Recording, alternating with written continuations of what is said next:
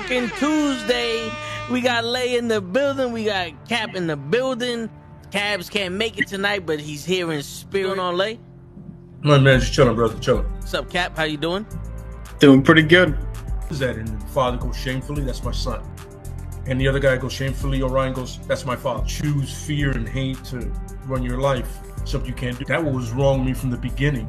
I was doing it that way. I was gonna go down that path. I worried. You thought it was Grayson? Sorry, got hurt. It's like not him. Not him. Crack his brain for somebody, anybody that can help, and remembers. Freeze. The media. No, Randall Savage. With his knowledge and all other shit and his capacity to learn. Absolutely. This is the only vegan I'll ever eat is grilled chicken wings, because that's like vegan to me. You know what I'm saying? Because the chicken wings are supposed to be fried, but you grill the chicken wings, you put it in some sauce, and give it some blue cheese. Is vegan. That's vegan. Like regular moo cow fuck milk, put it in some Honey Nut Cheerios, vegan, because Honey Nut Cheerios is good for your heart. You know what I'm saying? And I steal the question from Cabs. I got it right. Look at this. I would also like to steal. I would also like to steal.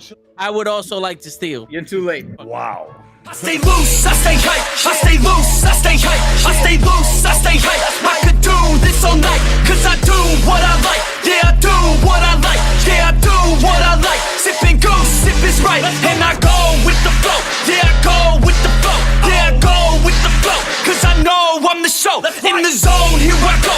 In the zone, here I go. In the zone, here I go. Yeah, they know I'm a pro.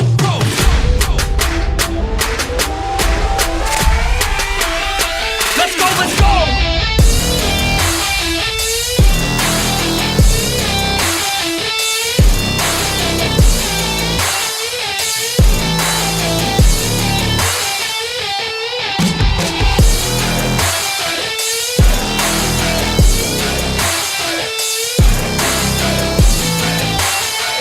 Yeah! Let's go! Here I go, I get lit, I get hyped for this shit! That's right.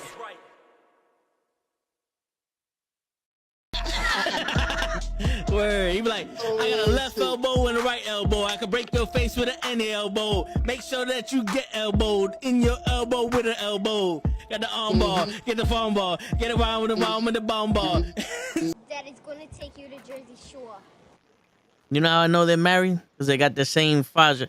Oh shit, we live. I'll call you back. Cut it. Yo, all right, yo, what's going on, everybody? It's Tuesday night at his Knucklehead Comics, and I want to start off with I get a text early this morning from my man Cabs, and he goes, I'm gonna read the text. He goes, "Dear toe tags, please allow me the time in the beginning of the show to address these fucks about the Obi-Wan Kenobi show and why they're all wrong."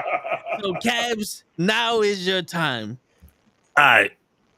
All I'm gonna say is that if you the one, you can't be two. Facts. Fucking facts. Enough said. I'm all your fathers. Enough fucking said. That's the end of the show. Come in next week. Holla at us. We out.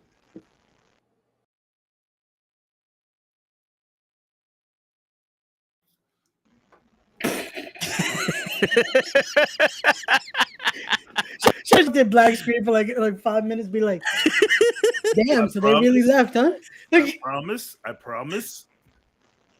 I didn't send this guy a text today. I had no idea that was gonna happen at all. I woke up this morning. I feel like I responded correctly. Yeah, I woke up this morning. I'm in the shower, and that's all I thought about. It was just, how can I put Cavs on the spot? Boom. That's what I'm here for. Because you do it with a Star Wars question. yeah. It's always gonna be Star Wars. It's like Yes. this is what we throw. What's going on, Mr. Loki? We see Mr. Loki in the Oh chat. man. Oh shit, man. That's Mr. Loki in chat. Yes. Oh shit, that was wild. Yeah, man. That's the way to start the motherfucking show. That was good, man. That was good. But how y'all feeling? Today was a good day. Today was a good day. Yeah. Obviously, I jumped into the pre-stream with some good 80s funk vibes going on. So it's contagious then. Like, you had a good day too, Ray? We didn't Yeah, I had a good day. I had a good day, bro. Like, I just feel nice. Yo, Yeah. it was the most random day because I was like, yeah, went out, did some shopping, go to have a burger. Sweet. Run into fucking Vladimir Kozlov. I was like, Oh, shit. Professional wrestler. Yeah. I was like, I oh, know who shit. that is. Yeah. Okay. Yeah. Shit. Yeah. It was a good day. Hey, he fought John Wick in part 1. Yeah. Might have actually been part 2. Cool. That's very cool. It was in one of the John Wicks. During the club scene, right? No, he was when John was like in the mechanic shop. I think it was in part 2 when he went to go get the bad guy, the other Russian guy. Yeah. He was in the garage. Yeah. Shit. But yeah, it was. It was a good It day. was. It was a. There's a pic right Nice. there. There you go. Trying to have not the glare. There you go. So it was a good There day. you go. Yeah. It was a nice day for me. I got my lightsaber. Hey. You muted, Kaz, but finally. And then, you know, I found that you could buy like a whole little cage for it and all that shit. So Sweet. yeah, so I might, because I couldn't get the blue one. I got all black one, but nah, I found a blue cage. So let's see what this does. Gotta do it blue. Yeah, you know. I like the idea of blue. Word. You know, it's funny because I got on the stream and pre-stream, and I told these guys, you have a question today. Damn, son. Yo, bro, I don't show up. It's funny. Y'all remember when Ty was on my side? Yep. Yeah. I'm the one he picks on now. You know what it is? It's just on Tuesdays. That white woman told him you was his daddy. And he's like, see, I knew that's why he's not coming back. It makes sense. He's so dark. It makes sense. He's kind of dark. Ty, you can call me dad. It's funny because pre-stream, I tell the guys like I have a question today, and without even knowing and what Ray's saying and the vibes and all of that, it's kind of like a good question, right? So it all just fits today. That's awesome. Nice. The synergy is real. Word. And also, speaking of good days and original fathers, Lay, congratulations. Hell yeah! Yes. Bro dropped twins. Word. Crazy. And they're both healthy. Yep. Which is the important part. Exactly. Yep. Both healthy. Yeah, both healthy. Shit, with twins more than ever. May the force be with him. For real. Shit. May your wallet be with you. All his kids is October babies. Because they celebrating the first one's little, like, I think the 31st. I think the 30th is the birthday. I'm not sure. We ain't ever seen Lay back on the podcast. Yeah, because I remember we're not seeing that. Yeah, the first one's baby shower was a Halloween costume. It's Halloween theme, yeah, bro. Yeah. All his kids is October, old spooky ass lad. Yeah. He ain't fucking around. He's like, nah. Fuck this. I'm gonna work hard for 1 month. Yo, this is birthdays. This is Christmas. This is Thanksgiving. It's everything. Word. Yeah, Spanish people don't do separate gifts. That's right. President's Day, all the days. See, that's the thing about being Latino. If you were born past October, you're not getting birthday, December, Christmas gifts. You're not doing that. It's all rolled into one. Word. Especially if you want that one like crazy expensive gift. It's rolled into one. That's just one gift. Like January babies ain't safe either. Nah, that's it. Like you ain't getting something for Three Kings Day. There's Three Kings Day. So I'm saying, no, but like you still, it's mixed in. Either. You're done. Yeah, it's funny how Latinos adopt to the American way because we open gifts and everything whenever we got gifts because shit was a little rough back then. But we did it on Christmas, and Three Kings Day was just like an acknowledgement. You know what I mean? Three Kings was like we acknowledge Three Kings, but we open gifts in December. Mad American. Now we was mad American with that part. We open gifts December. No, we got gifts on Three Kings Day. We used to get grass and put it in the shoebox, put it under the bed. Yeah. Oh, I didn't do the rest of that. I just got a gift. Now you see, We did. and they say we're not real Puerto Ricans. Nah, Yeah, I was given. No, we would open the gifts on the 24th that night, and then for Noche Buena, and then boom, you would get a gift on Three Kings Day. Three Kings, and we kind of started skipping that later on. We was just like, we did Christmas. Y'all lucky y'all got this. Yeah, facts. Y'all want another one? No. Shit. But you know what I'm gonna tell my kids for Three Kings Day? 8 gifts. Like, yo, you can't get enough for Three Kings Day because Martin Luther King Day is right around the corner. That motherfucker ended slavery. Yo, shout out to January. A lot of kings. Yeah. Shout out to January. We got the Three Kings. We got Martin Luther the King. Yeah. January is a month of kings for sure. Respect that. Yeah. Word. I just tell my kids for Three Kings Day, you get a choice: frankincense or myrrh. We ran out of gold. Yo, I'll tell you this: like, ain't there wasn't too many Latino parents doing Christmas and then Three Kings. Yeah. Yeah. Separate gifts, like 2 weeks apart, is wild. Well, that's the thing. You buy. Technically 9 days because it's 25th to 6th. Yeah. You know what you do? Here's what you do. For anybody who's playing the home game, like I like to say, if you want to celebrate Christmas and Three Kings and you're worried about all the gifts, you buy all the Christmas gifts, you hold 1 or 2 for Three Kings Day. Yo, you don't give them all. That's what I'm saying. Yeah, exactly. You just put some away until then. And you see how Ray took his camera off when we talking about gifts because he got 12 kids that he needs to give gifts to this year. We found out. Shit pricey. Word. Look at that. Yeah. Look at the name of the episode. What is Ray into? Word. That is so not. It shouldn't have been the title because Jesus, that's gonna lead to so many other questions. Hey, yo, man, I cannot wait. Is that why there's 12 days of Christmas? I cannot.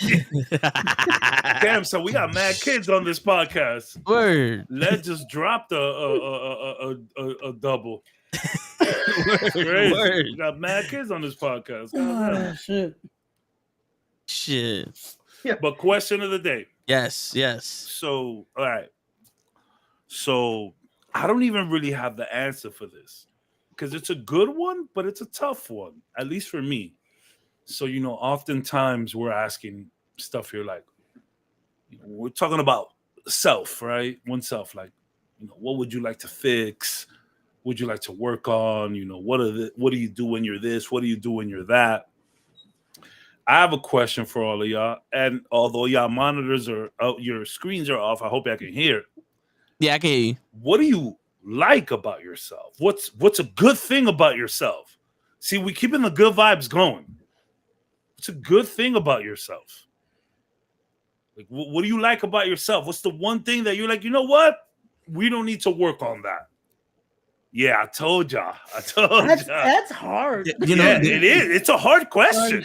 It's a hard question. You know what's sad? It shouldn't be because it's such a positive conversation. Exactly. But it shouldn't be this difficult. I still don't have an answer. Yeah.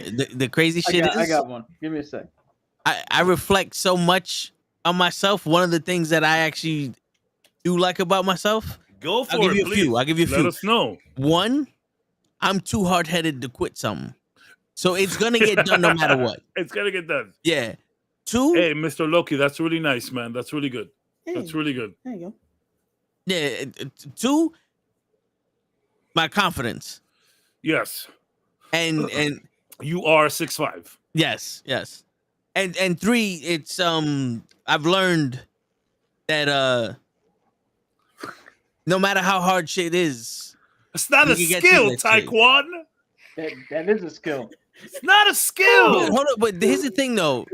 Taekwon, that is a skill because he eats men and women's ass. Okay. You see how he didn't specify which ass he's eating. An ass. He's just eating ass. Somebody bends over in front of him.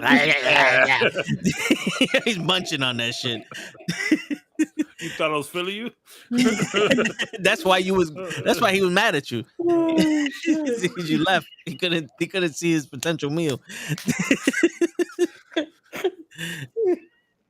You had another one, I think.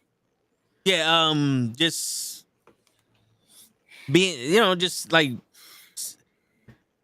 being willing to stand there when the shit gets tough and be like, yo, fuck it, let's go. You know what I'm saying? Yeah. I was thinking of something similar that, like, no matter how, and this isn't a joke or anything. This isn't like a slight or anything to anybody, but like I just feel like when shit gets rough, I might get a little silent. I might get a little like caged up. But I do have this thing about me where it's like I know sooner or later it's gonna get good. I understand that. Yeah. That bro, like you can't just be in hell, in ass forever. You gotta get out of there sooner or later. So like I feel like even at the roughest, like I'm still like, you know, I could still just pop on a movie, pop on a video game, you know, and just understand that sooner or later we're gonna get out of this. Maybe you call that like adapting or what, I guess. Yeah. But like I think Perseverance. I'm just good at that, man. And obviously, you know, immigrant parents. You know, yo, son, you know, I was just talking about this show with my brother the other day. Like, yo, when my parents got here, it was 35 with 3 kids and no opportunities, no jobs. Like, well, they had jobs, but like, you know, there wasn't. It was we wasn't in office buildings. You know what I'm saying? Yeah. Like, you feel me? And they made it happen. I'm 35 with 1 kid, and I feel like I have a pretty good job, and I still be freaking out. You know what I'm saying? Yeah. Like parents, our folks just did that shit. Like we don't talk about that enough. Our folks just, I don't know about y'all's, but like, you know, there's a lot of immigrant parents that just show up to America, 30 plus years old, 2+ kids, and they just make it fucking work. They just give us crazy opportunities to like be where we're at now. Yep. That's insane. So like, I feel like because of that, I just kind of learned that, bruh, as dark as it gets, sooner or later, it's gonna be all right. You know what, Ty? That's kind of funny. I didn't even Shut up. that. I feel like Taquan lives in the fucking Fresh Prince of Bel-Air house. Stop fucking around. That's really fun. Nah, man, he showed us his house the other day. It's nah, that was a dorm. He goes to college. He in a dorm. He in a dorm. You got a Pikachu plush doll. You not got for money. nothing, Ty. That was mad funny. he's stop flossing. You got 2 parents that love each other. No, but that's the thing though. The struggle over there is a lot worse than the struggle here. So you know, so they come ready. Yeah. Like this is like they come from the mother country and it's easier here. Yeah. They're like, oh, we are, and me, I'm 38 with a kid. There was 30, but like 31, 32 almost with 3 in a whole new country. Yep. Not that much support, just leaving everything they knew to come here and do that. Like, damn, yo, shout out to the immigrant parents that be pulling that shit off.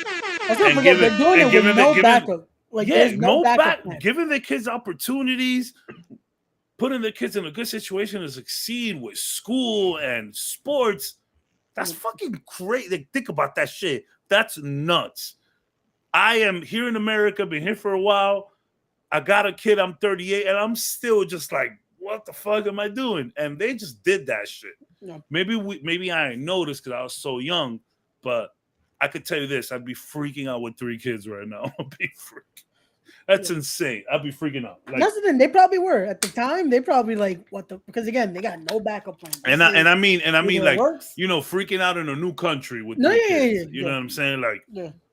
if you've been here, you know what it is, and you're established. But to just like show up to a brand new country, that's crazy. So I feel like because of them, I've been able to just kind of like just move on, bro.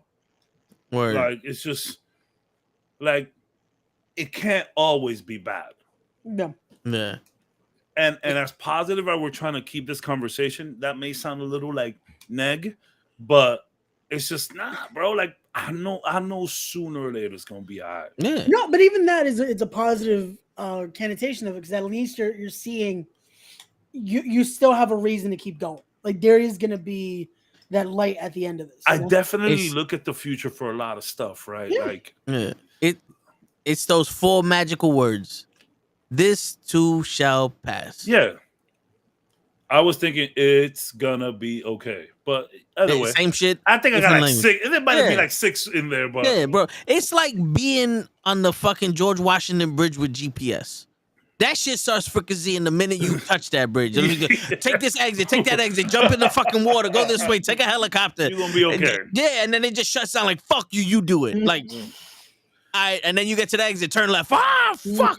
And then you get past that, smooth sailing. And I don't want anybody to think that I don't freak out and I don't spaz and I don't like get in my head and shit, but like sooner or later, man, it gotta get better. Like that's just it's funny. I've been playing a lot of Baldur's Gate 3, and when you think about dice roll, you can't just keep rolling ones, man. You can't just keep rolling that ones. That's not probability doesn't work like that. How many nat ones you've had in a sesh? Me? In one session, how many nat ones? Let's say a session of 3 hours, how many nat ones you had? To be told, the most I've had nat ones was like 5. It can't always be nat 20s, but it can't always be nat ones either. Right. Like I live on them 10s. I live on them 10s. Unless, and you guys can look it up, unless you're Will Wheaton. I heard about the Will Wheaton thing. That motherfucker has the knack of, yo, this is the most important role. Don't fuck it up. And he fucks it up. Well, every time. And that's part of it though, right? Where it's like at the peak where shit couldn't go any more wrong. That's when you roll the nat one. My nat 20s live low. Like my nat 20s, like whenever everything is good, that's when I might get a nat 20 here or there. But when everything is bad, it's just so it's exactly my point. It can't stay bad forever.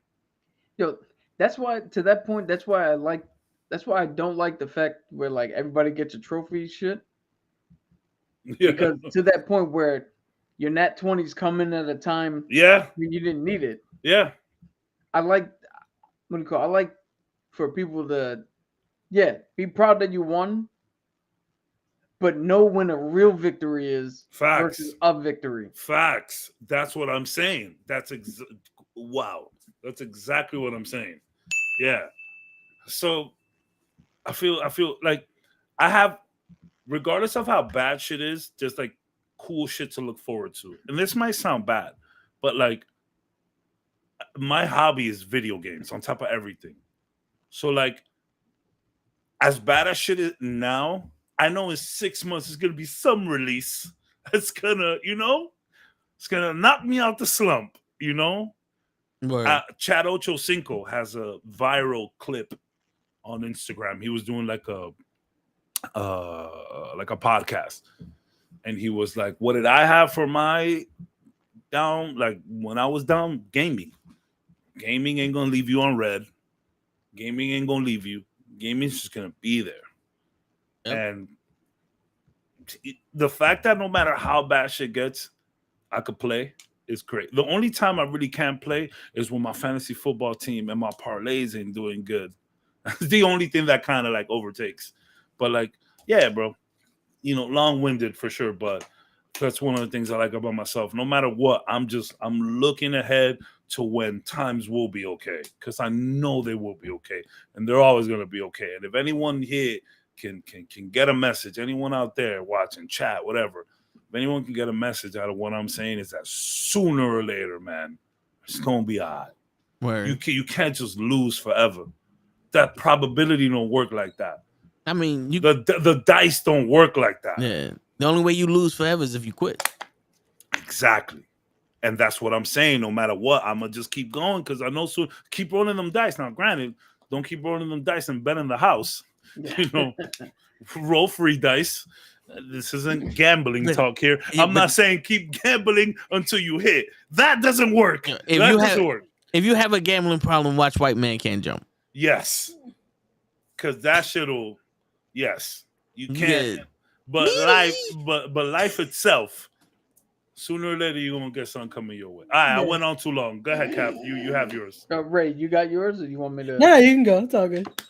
All right, well, mine isn't as deep as the last two, because I'll leave the deepness to them fellas, to the smarter ones. But my two is related to this. Because what's the two things that any Green Lantern needs? Open willpower. Because willpower controls this, and imagination. And my willpower is fucking strong, Yes. and my imagination's even stronger. And The DM speaks. I'm talking to the point where, specifically for my willpower, this is where I'm proud of it. And get at me at the chat. I don't give a shit. Hit me up on Instagram, which I don't have. I don't give a shit. You know what? After I say this, you guys can make up an Instagram for me and then just yell at the fake one you made up. But I will make up a fucking app, body DM. Like, I got you. I will make one. But in my life, I had the willpower, and I've had turned down guaranteed opportunities, specifically with women. Yep. Opportunities that I'm not so sure the three of y'all would have passed up on. Yeah. But I knew It was for the best. It wasn't 100%. Yeah. And instead of giving in, easy as shit for me. It's good. I wish I had willpower. I wish I got willpower for certain things, and then it'd just be 1 a.m. and I order Taco Bell. You know what I'm saying? Taco Bell got a crazy deal on Uber Eats right now. You order $15, you get 5 off. I'm getting hella food for $13. You can ask Toe how addicted to sugar. You're doing great with the sugar though, for now sure. It's a year and almost a year and a half. Yeah. And now I'm like, the amount of times my boy's like, yo, you want some of these cookies? Or at the job, people are like, hey, here's some, you want some cake or you want some this? I'm like, nah, I'm good. Toad's loving it because he don't have to label his shit no more in the fridge. He don't need It's surprising. I'm not that much of a sweet, like, I don't get me wrong. Yeah, you mentioned that. I do. You mentioned that. But it's not something where it's like, yo, I just came home with 40 cakes of, brownies and shit. Every once in a while, I'll make brownies like from the box or some shit just because why not? But, I'm not one of those. Every time we order a pizza, we gotta get a chocolate fudge cake. It comes with the package. I'm more interested in the pizza. You do want a cake every time we get KFC. Yo, but that one, that's few and far between when we get KFC. And two, you ever had those chocolate cakes? They're delicious. Yeah, man. I like the ones that no. Why did you show that? One don't. Ty, come on, Ty. Even for you. There's no women, no kids. Women, sure. No kids. There's got to be a button for us to push. Restream a tie button. Or we could just be like, no, just don't put Toad. No, don't. Nah, Mr. Loki, no. But here, maybe. Depends. Depends. I was gonna say, I don't know if Toad's gonna mess with that kind of brownie, but pass them our way. We might enjoy it. We'll see. We'll see. What are we talking about? Big booty bitches?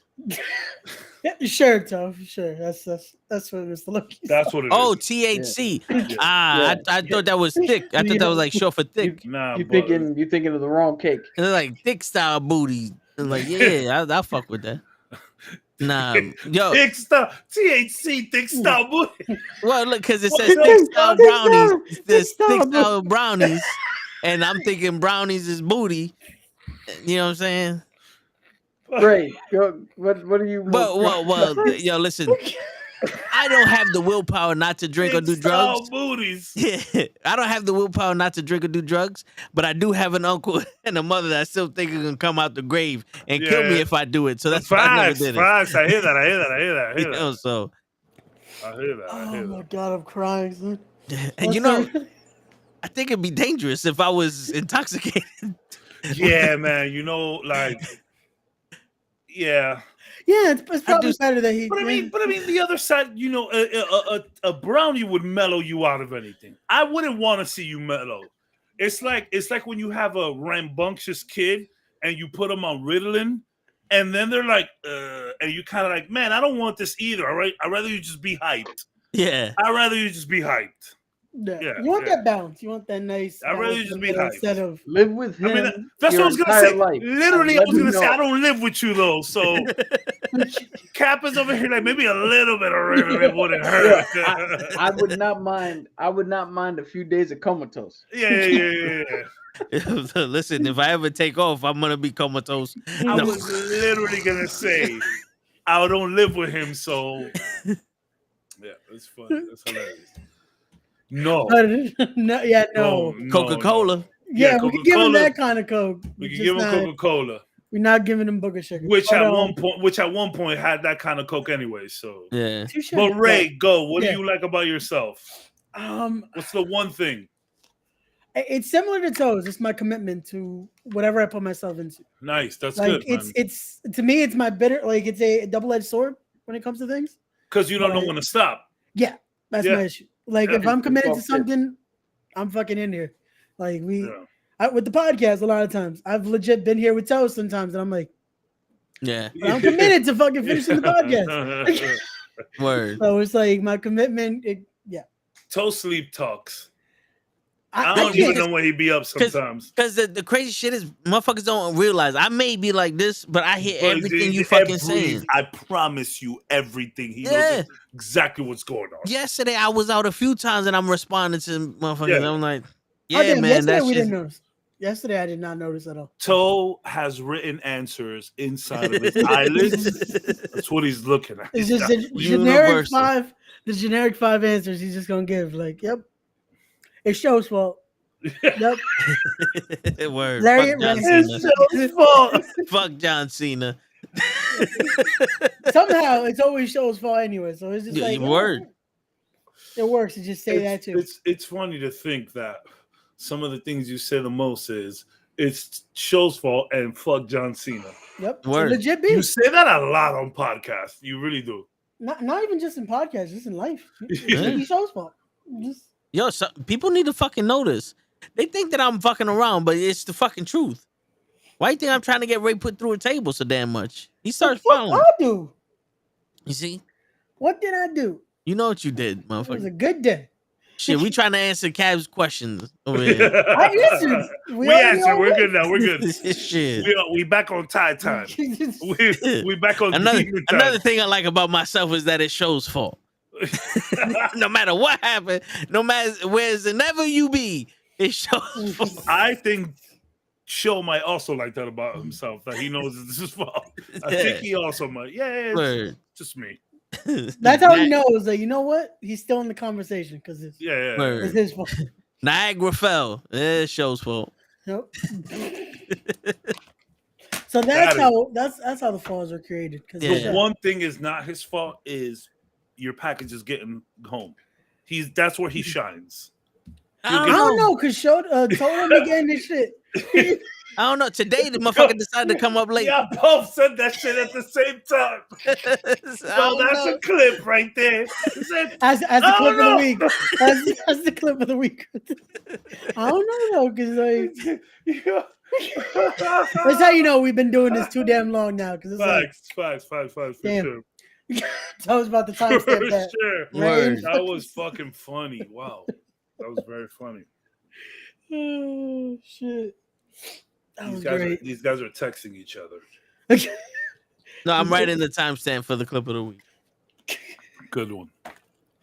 Again, we didn't plan this, y'all. This is just Should just be Word. happening. We're Yo. supposed to be talking about Loki. Word. Oh, But what facts. y'all think about that? Like the little compilation of all the shows. All That was good. more of that, please. right. Yeah, that shit is good. Less of that, fam. No. More cap on there. Because Yeah, he can't see it anyways. I don't see shit. Yeah, I don't say shit that's worthy of clips. That is untrue. no, we Word. needed that. That needs to be its own clip. Untrue. It's That's a just Toe clip. and Cap fucking arguing. That's the saga of fucking Guardians of the Galaxy. Toe been doing that. Which Shit, you want to go back and watch old family photos or videos? Shit. Damn, y'all guys had camcorders? Them shits was expensive. We ain't have video. We had no video. We have photos. We ain't have video. We had two things, right? We had an uncle who worked for Lockheed Martin. Laurel. No, Laurel, which I think is now either 3M or Lockheed Martin. Yeah. Which was a military thing during the 90s and the Gulf War, the first Gulf War. The Gulf. All right. So his overtime check was nice money. Plus, we had a mom who would literally just show up and be like, "Hey, look what fell off the back of a truck." Yeah. I had that kind of dad, but camcorders, like that was difficult to come across. Yeah. Camcorders was even off the truck.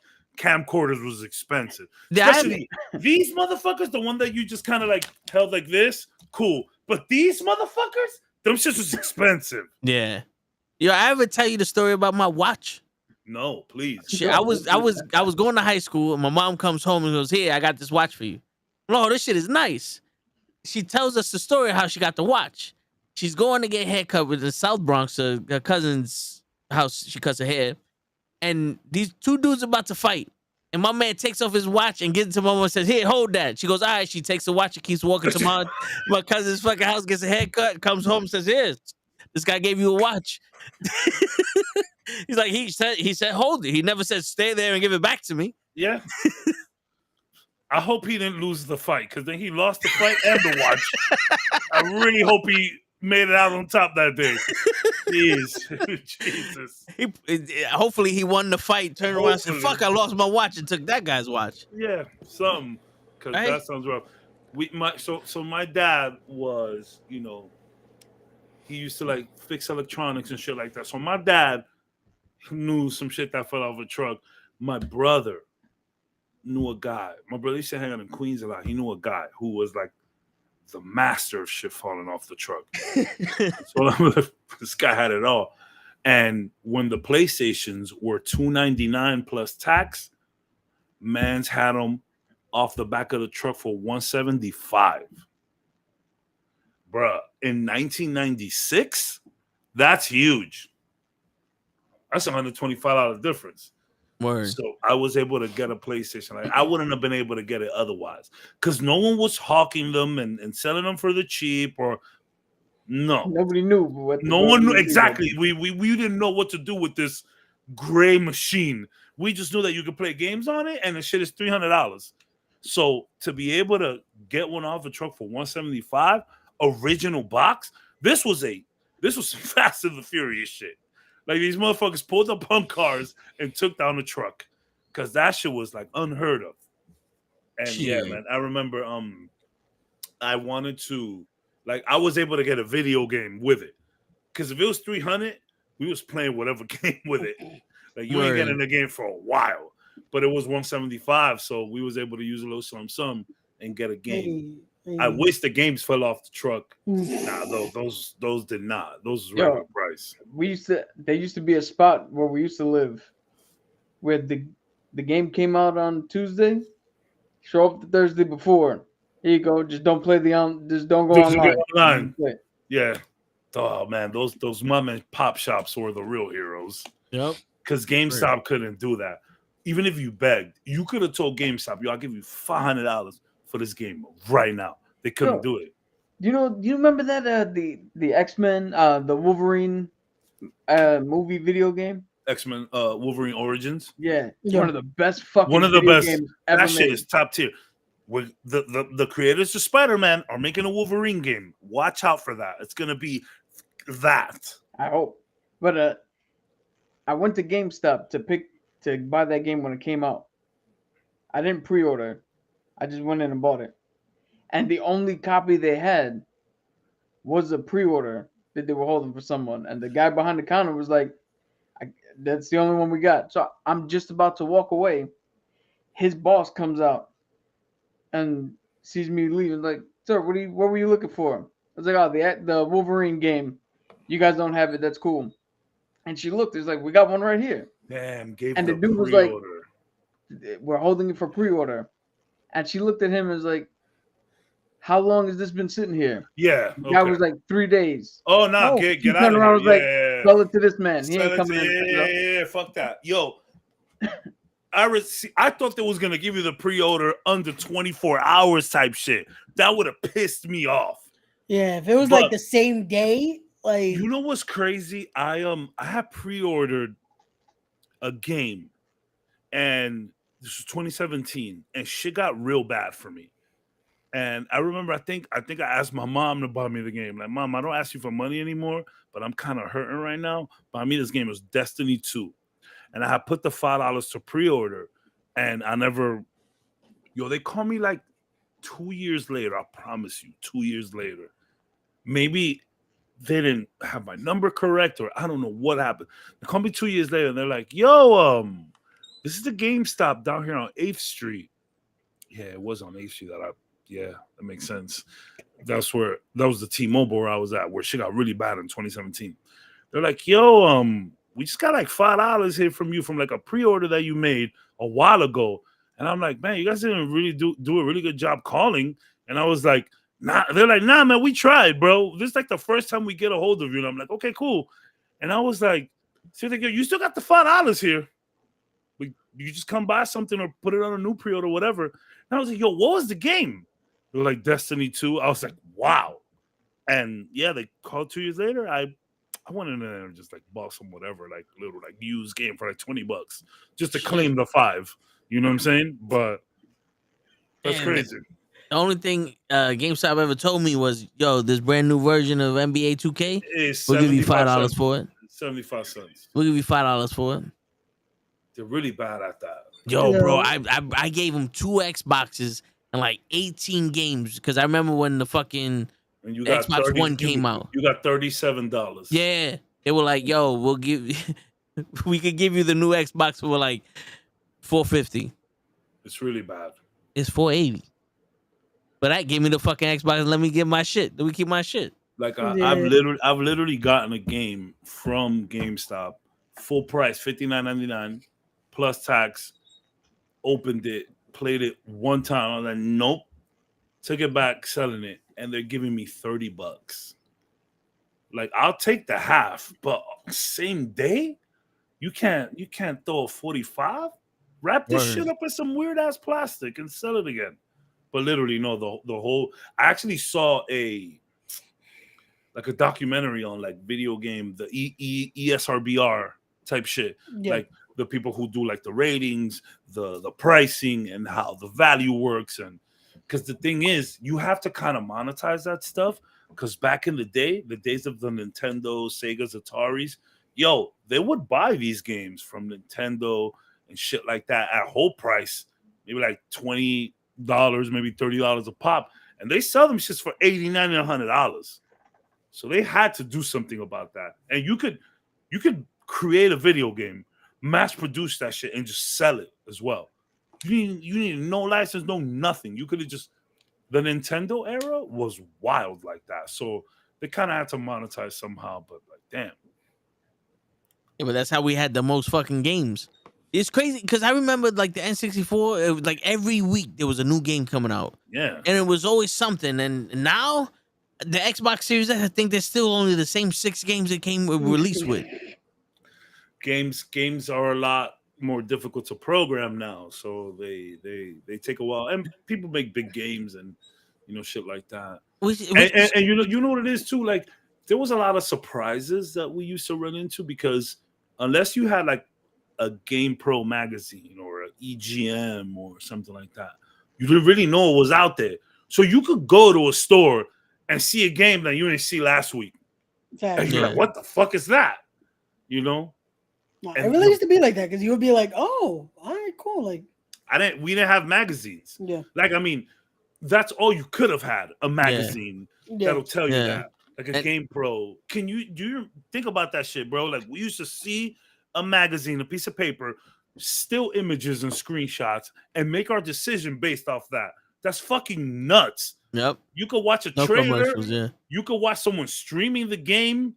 You could watch your boy from your house. He could share play it for you, and you can watch it and make like gaming is out of control now. Yeah. Look, like Todd, gaming is too big. It's $1 billion industry. It's absurd. And also, like, yo, remember the N64? It was like the MLB game was too expensive, but you get this one right here that was like 3D baseball. Same shit, $30. Like, you know what? Let me get this one because all I want to do is play with Ken Griffey. I just want to hit a butt. I just want to hit a bat. Yeah. Like, son, yes. I remember what was it? God damn it. 180 snowboarding. Yes. On the N64. Yo, bro, 1080. Yeah. People will sell. I've seen that shit for $100. I used to see that shit for $120. Meanwhile, you could get some snowboard kids shit. Yeah. This one you could pay $50 for that one. Yes, and they used to do that shit all the time. Like I seen gold Zelda case. Zelda 2 gold case. $125. Like, son, you could have literally done anything you wanted with video games. It's crazy. Mr. Loki, games, I don't think that games are rushed now. I think that there's a high demand on the type of video games. You need video games that are going to stick around now.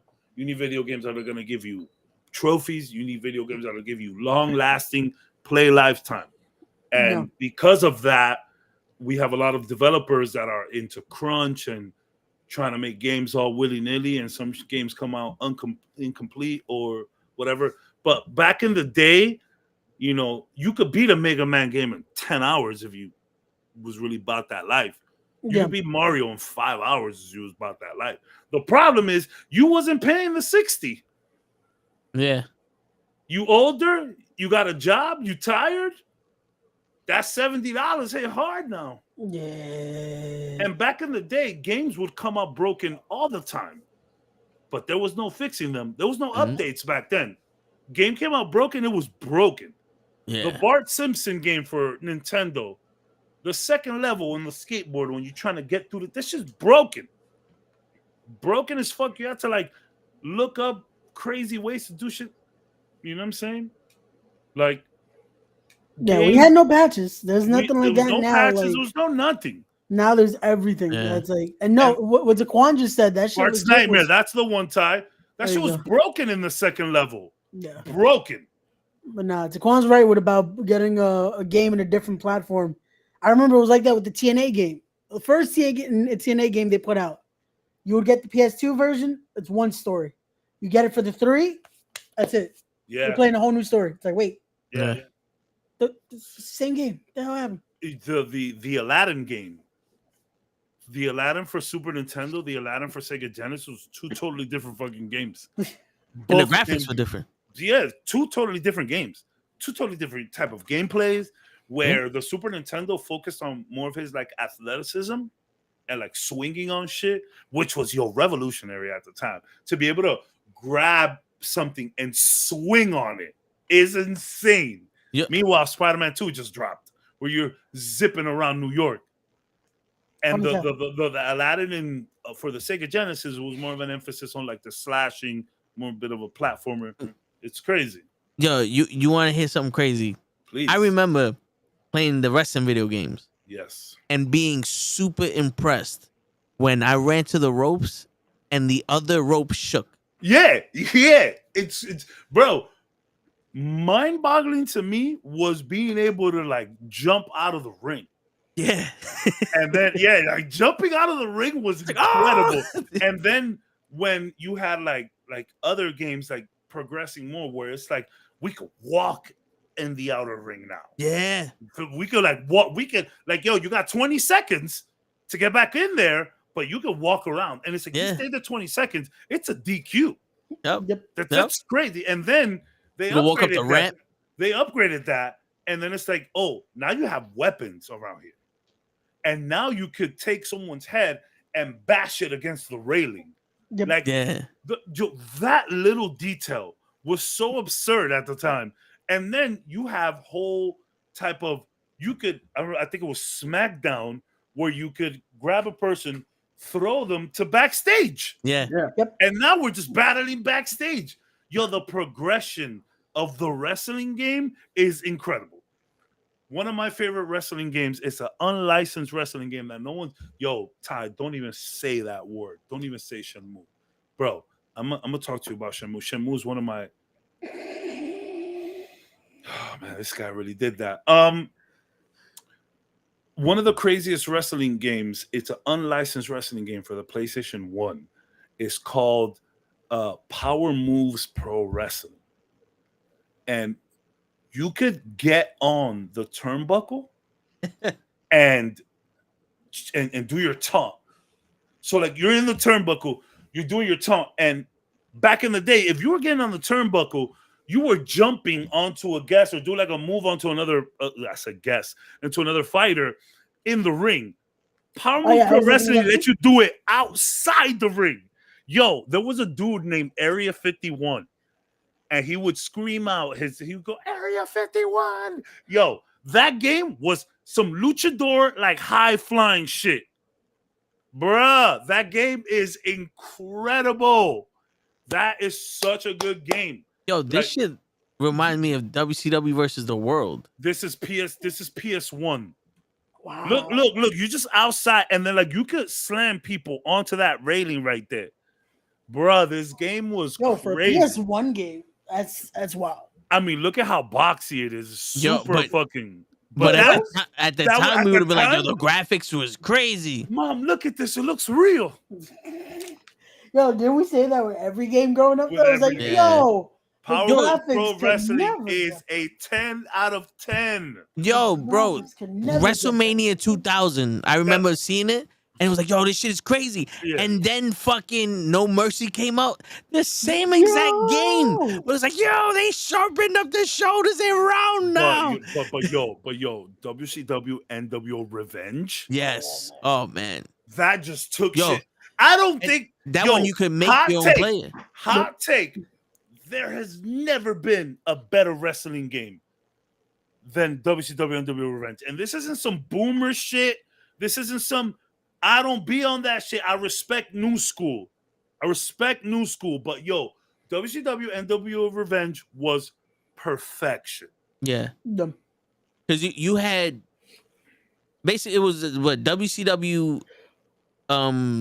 versus the World. That was the N64. And then it went to Revenge. It was World Tour. World Tour. Then it went to Revenge. Then it was WrestleMania 2000, and then No Mercy.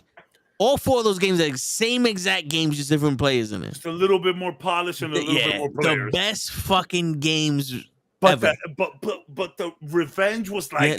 Revenge was like, we're going to dump all the NWO shit we can onto a game. You know what Yeah. made Revenge so good for me? They introduced the Royal Rumble. People came out running to the ring. It was like, oh, shit, they're running to the ring. My boy Jose... lived 2 blocks away from us, and he had an N64. See, me and my boy Ed, we were PlayStation kids. We did not have an N64. We went PlayStation. He had an N64. We used to go to his house. His mother was super nice, loved us, would cook for us while we were there. Like, son, do you realize that back in Taekwondo, I'm gonna talk to you about Shenmue. You realize that back in the day, we literally just go to our friend's house, play video games, and their moms just make bomb-ass Spanish food for us while we did that. That's crazy. And it was to a point where you couldn't say no to the food. Yeah. Like, you know? Facts. It's not like no, that's disrespectful. That's disrespect. Like it wasn't that we was being freeloaders. It's that we were like, we were strong-armed into taking the food. Yeah, and you couldn't say no. You couldn't say no. And looking back in the day, I'm like, damn, I'm a little like full, bro. I ain't trying to eat nothing. But nowadays, yes, ma'am. You need me to eat? I just ate 17 sandwiches, but I'm gonna eat this. Yeah.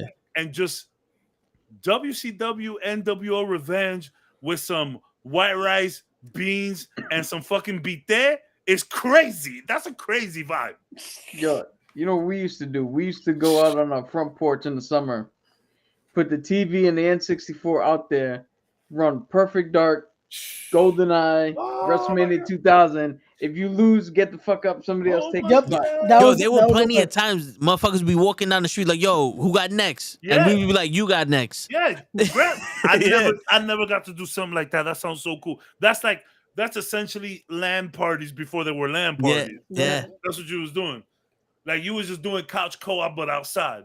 yeah. Because it was basically like, yo, our mom was like, yo, not today. Y'all can't have them in the house today. All right, we took your shit outside. We took it outside. They wasn't in the house, but we was all chilling. Look at Taekwon flaunting his white privilege. Look at this. Multiple consoles. Damn. motherfucker. Flaunting that No, white you had to privilege. know, like, yo. Yeah, he probably connected the consoles together and got 8 players. He had all he had the multi-taps. We Yeah. have no multi-taps. Bro, you know how difficult it was? Bro, was it easy to just find a multi-tap, especially for a decent price? Yeah. Because you know, Circuit City and all the motherfuckers would be like, you can play with 4 players. This is $100. My mom was like, I'm getting you 2 controllers and you're making do with that. But Shenmue. So Shenmue is one of those games that kind of like changed who I am. So if you don't know about Shenmue's for the Dreamcast.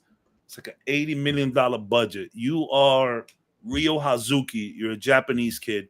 You come home to see your dad brutally murdered by Lan Di, some kind of like Chinese kind of mafia. They're called the Chiyo Men. So Ryo, and this is the latest Shenmue. This is Shenmue 3. So Ryo, the kid, is like on a hunt for his dad. So it's like a very meticulous game where it's like you're talking to people, you're gathering the clues, and the thing about it is that they build a world that was very reactive, where it's like there was a time. So there was a there was like a day and night cycle. So it turned into nighttime at 7 p.m. You had a clock that would beep at 7 p.m. and then it got dark. So now you had to, whatever you were doing, whether you were at some bar looking for clues or at some airport here, like you had until 10 p.m. 10 p.m. was curfew. So you had to be home by that time. And if you didn't, you would get home late and your grandmother would like kind of scold you. And then she would give you an allowance every morning. Bro, you ended up getting a job where you would have to like wake up in the morning, go to the bus stop and get on the bus to get to work, bro. You couldn't get there late. It was crazy. Shenmue was like so ahead of his time. Like people, like the NPCs. This is like the first time I ever noticed like NPCs having a life where they would wake up, they would walk out of their apartments, they would go to their stores, they would open their stores, and they'd just be working there until like 4 or 5, 6 p.m. Then they'll close down shop and then they'll walk home. It was bugged out, like to think about that. Yo, this the first Shenmue 1 was about 20 hours. In terms of like action fighting, it's maybe like an hour of that. There was one big battle, which was a 70-man battle, and there's like a few fights here and there. And you're just like this 19-year-old kid, Japanese, going up against this like Chinese mafia and just trying to like find your dad, like trying to find out what happened with your dad. So then in the second game, he goes to Hong Kong, he goes to China. And it's like, I know a lot of people be like, oh, it's 2 totally different cultures. Like, speak different, totally different. So now you're like this like fish out of water, and you're like in Hong Kong, and you're still looking for this fucking guy, Lan Di, who just killed your dad. Bro, Shenmue, and then it's funny because Shenmue is set around December. So when I first got the Dreamcast, I got it with Shenmue for Christmas. So I was playing this game during Christmas, and Shenmue is just a freaking vibe. Ty, that's like top 5 games for me right there. Shenmue is up there. Ryo Hazuki is my man. Like that whole, and this was the first time ever that a video game did this. They had an arcade in that game. You could walk in and play other games, other Sega games, because it was a Sega title. So you could play Super Hang-On, Super Harrier. You can play Outrun, which is the the game where you're just racing. It's you and some girl in a drop top car, and you just like racing. And you could do that. You could play these games in a game. Like, yo, the thought of that was wild. The thought of that was crazy. Playing a game in a game. That shit is normal now, and we could play games on our phones and all of that shit. But at the time, this was 1999, kid. Yo, the Dreamcast. My favorite console of all time is probably the PlayStation 1, just because of the JRPGs it had. But the Dreamcast is in my fucking heart always. The Dreamcast the world wasn't ready for the Dreamcast. Yeah. No, it wasn't. It wasn't ready for Yo, it. It was and- just ahead of its time. To be honest with you, the Dreamcast was the best system for sports games. Yo, the NBA 2K, NFL 2K, virtual tennis, like there was no denying. Yeah. EA was shitting bricks Mhm. when they saw the Dreamcast do sports. Yeah. And you know what, Ty? Yakuza is an evolution of Shenmue.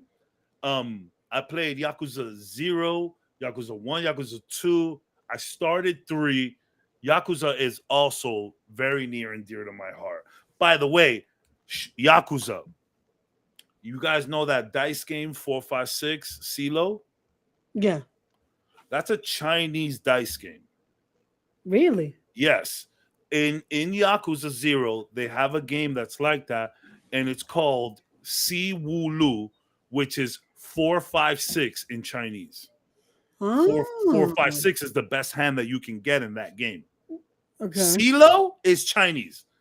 What we've been seeing all them hood dudes playing our entire lives is a Chinese game.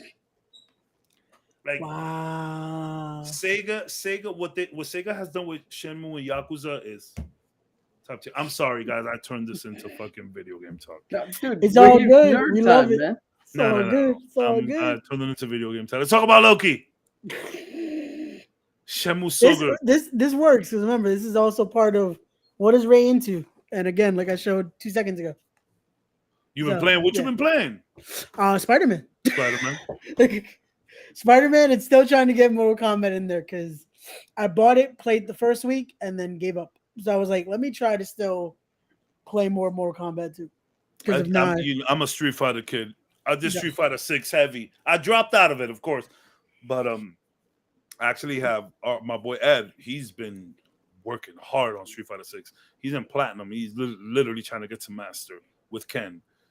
Yo, Ty, I respect the PS2. Bro, I'm telling you, Si Wu Lu is a Chinese game. Si Wu Lu means 456. I'm not crazy. You Google that. I looked it up. Tekken 8 looks crazy, Loki. Tekken 8 looks nuts. Yeah, the trailer for it looks amazing. It's the first fighting game of like to use Unreal Engine 5. So it's gonna be it's gonna interesting be to see. Yeah. You know what? So Ty, SNES. I did a lot of SNES, and then when I got older, I was like 14, 15, I started like pirating SNES through like the emulators and ROMs. So I played a lot of the shit that I wasn't even able to play. Like, yo, I did not play Super Metroid on regular SNES. I played that shit on emulator, and I fucking rocked that game. So I love the SNES. And the PS2, if we're talking objectively, the PS2 is the best console of all time. It's the best selling. It has the biggest library. I love the PS2. But that PS1, those JRPGs for the PS1, Suikoden, obviously Final Fantasy VII, Persona 1. Like, yo, those JRPGs were insane on the PS1. Dude, What is for the me- J for an RPG? Japanese. Man, Okay. dude, for me, Sega Saturn and the Dreamcast. Those are my two only because, I mean, for multiple reasons, but the main one is when PlayStation first came out, I hated it because we went from you stick a cartridge in, you press start, and you play the game, to now we got 8 hours that I gotta wait for this shit to load so I can play the fucking game. And God forbid, Loading was rough. Yeah. Loading was rough. For somebody who came from, again, old school games, you just put in and play. There was no Yeah. loading, it just played. The Dreamcast and the Sega Saturn with that's the two consoles that got me into, all right, the CD game is where we're going. Yeah. Get off No. Nintendo and get into something else. And then Loading I went to Xbox. was rough. Loading was rough. But just say that you've always hated PlayStation. Just say that. Just No, say it. PlayStation had its perks because Raw vs. SmackDown was a PlayStation game.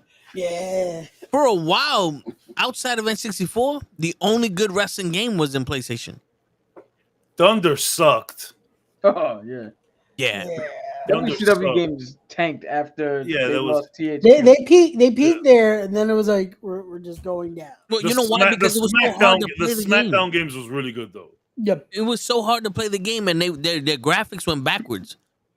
That's Like, what I'm they saying. had They peaked at Revenge Yeah. and all that, and then just They had the fucking Mortal Kombat graphics, but none of the gameplay. yeah. Yo, bro, and Sega sat to be like the Sega consoles, I feel like have always been, you know, I hate to use that word underrated, but definitely underappreciated. Like, yo, like I will always respect Sega for just standing toe to toe with the Nintendo.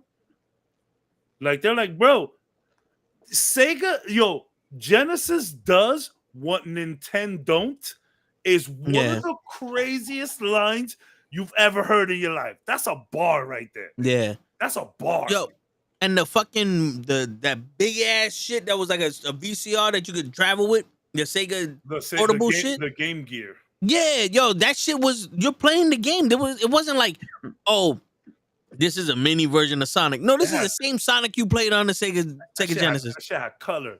Yeah. Made extremely popular by the movie Surf Ninjas. Yep. Yo, that was in the movie. If you didn't have a Sega Saturn before, Surf Definitely Ninjas, wanted one after. You wanted one after. That's for damn sure. Quazoo, dude. Quanzu, dudes. Yo, bro, no. Sega has always, it sucks because, yo, the Sega Genesis was 16-bit. Like, there is not one Nintendo game that looks better than Streets of Rage. Like, we don't. That's not an argument. There's not one Nintendo game that looks better than Streets of Rage. I would be honest, there's maybe not one Nintendo game that looks better than Sonic. Like, Comic Zone? The Comic Zone was looking better than PlayStation games.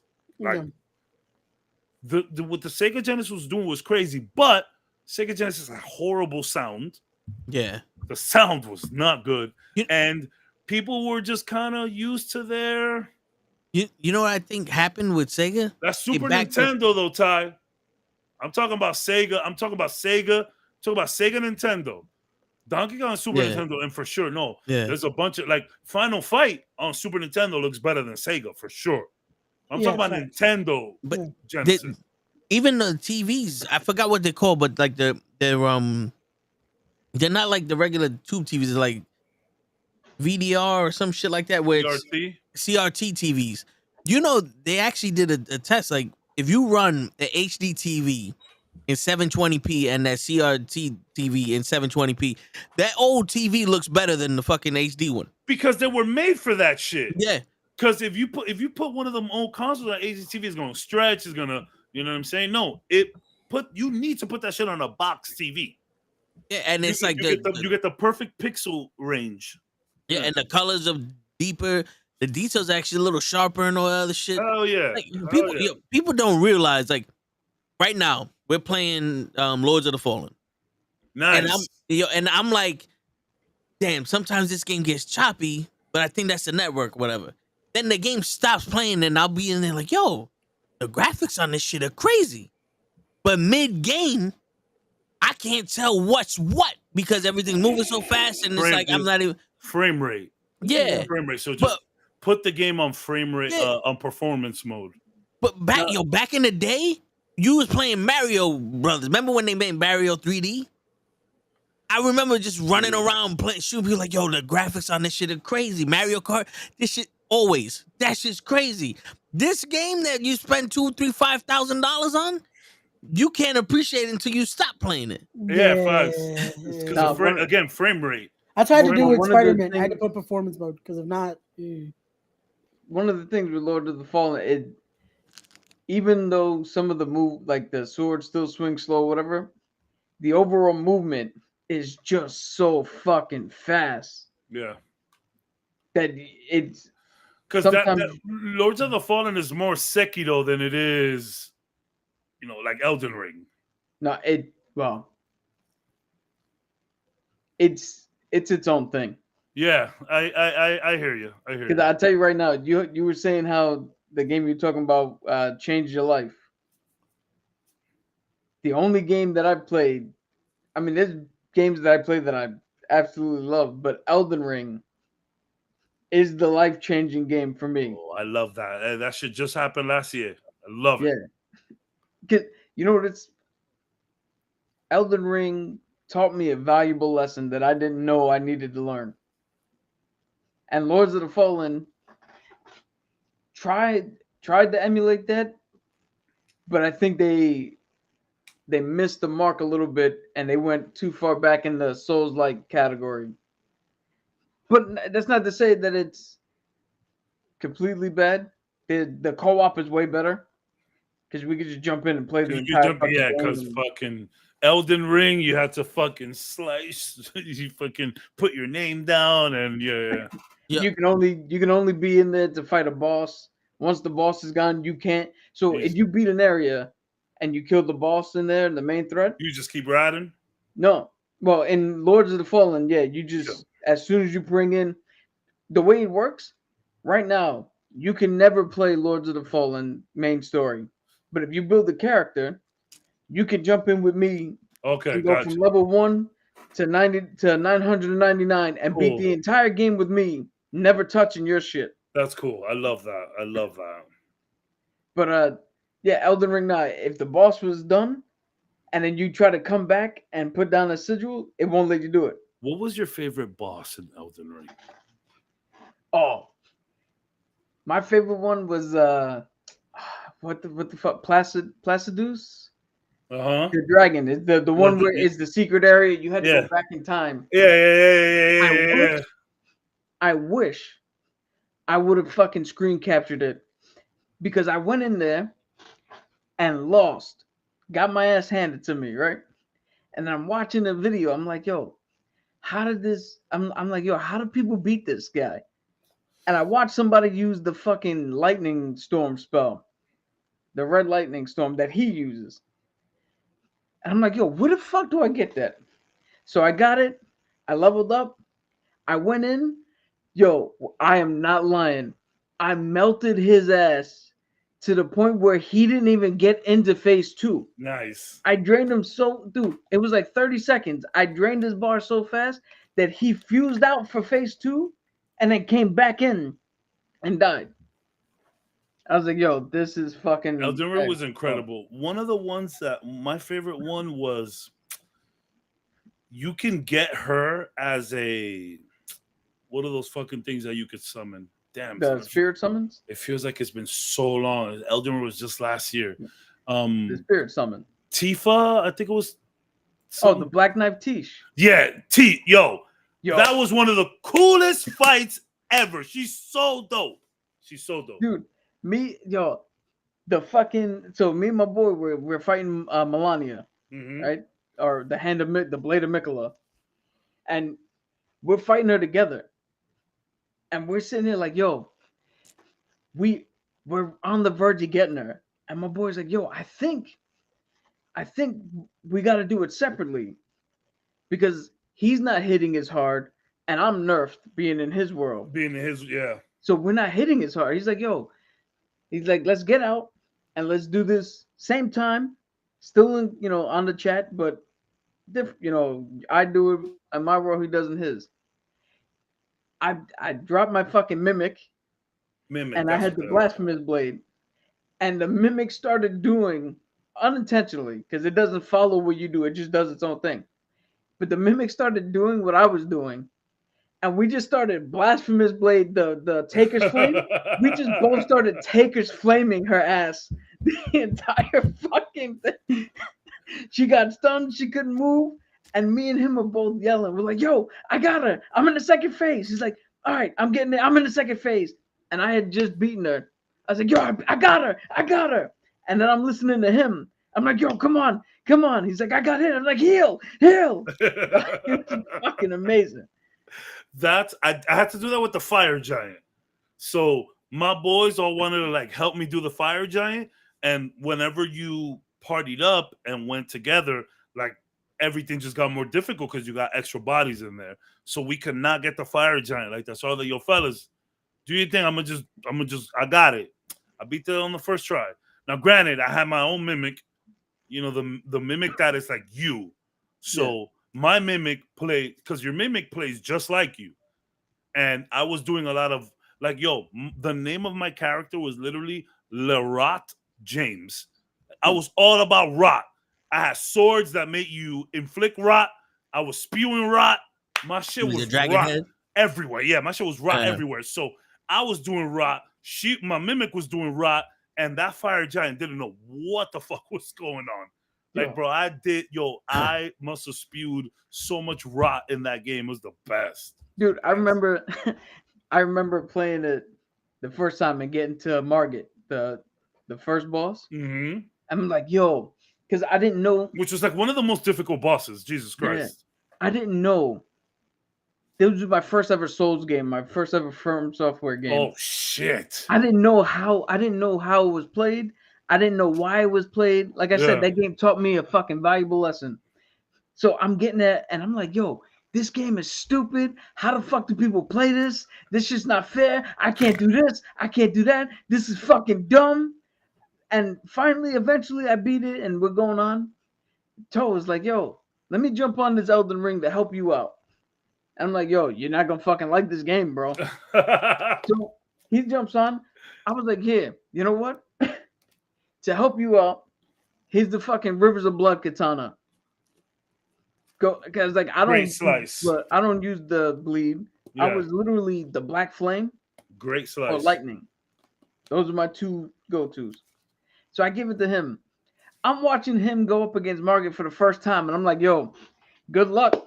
Let's see. I'm waiting for Vin to get mad, throw the controller, and be like, fuck this game. This motherfucker wiped him with the bleed on that bleed is crazy. Like, that bleed is crazy on that sword. That's the one that like holds and then slices up, right? Yeah. That bleed is nuts.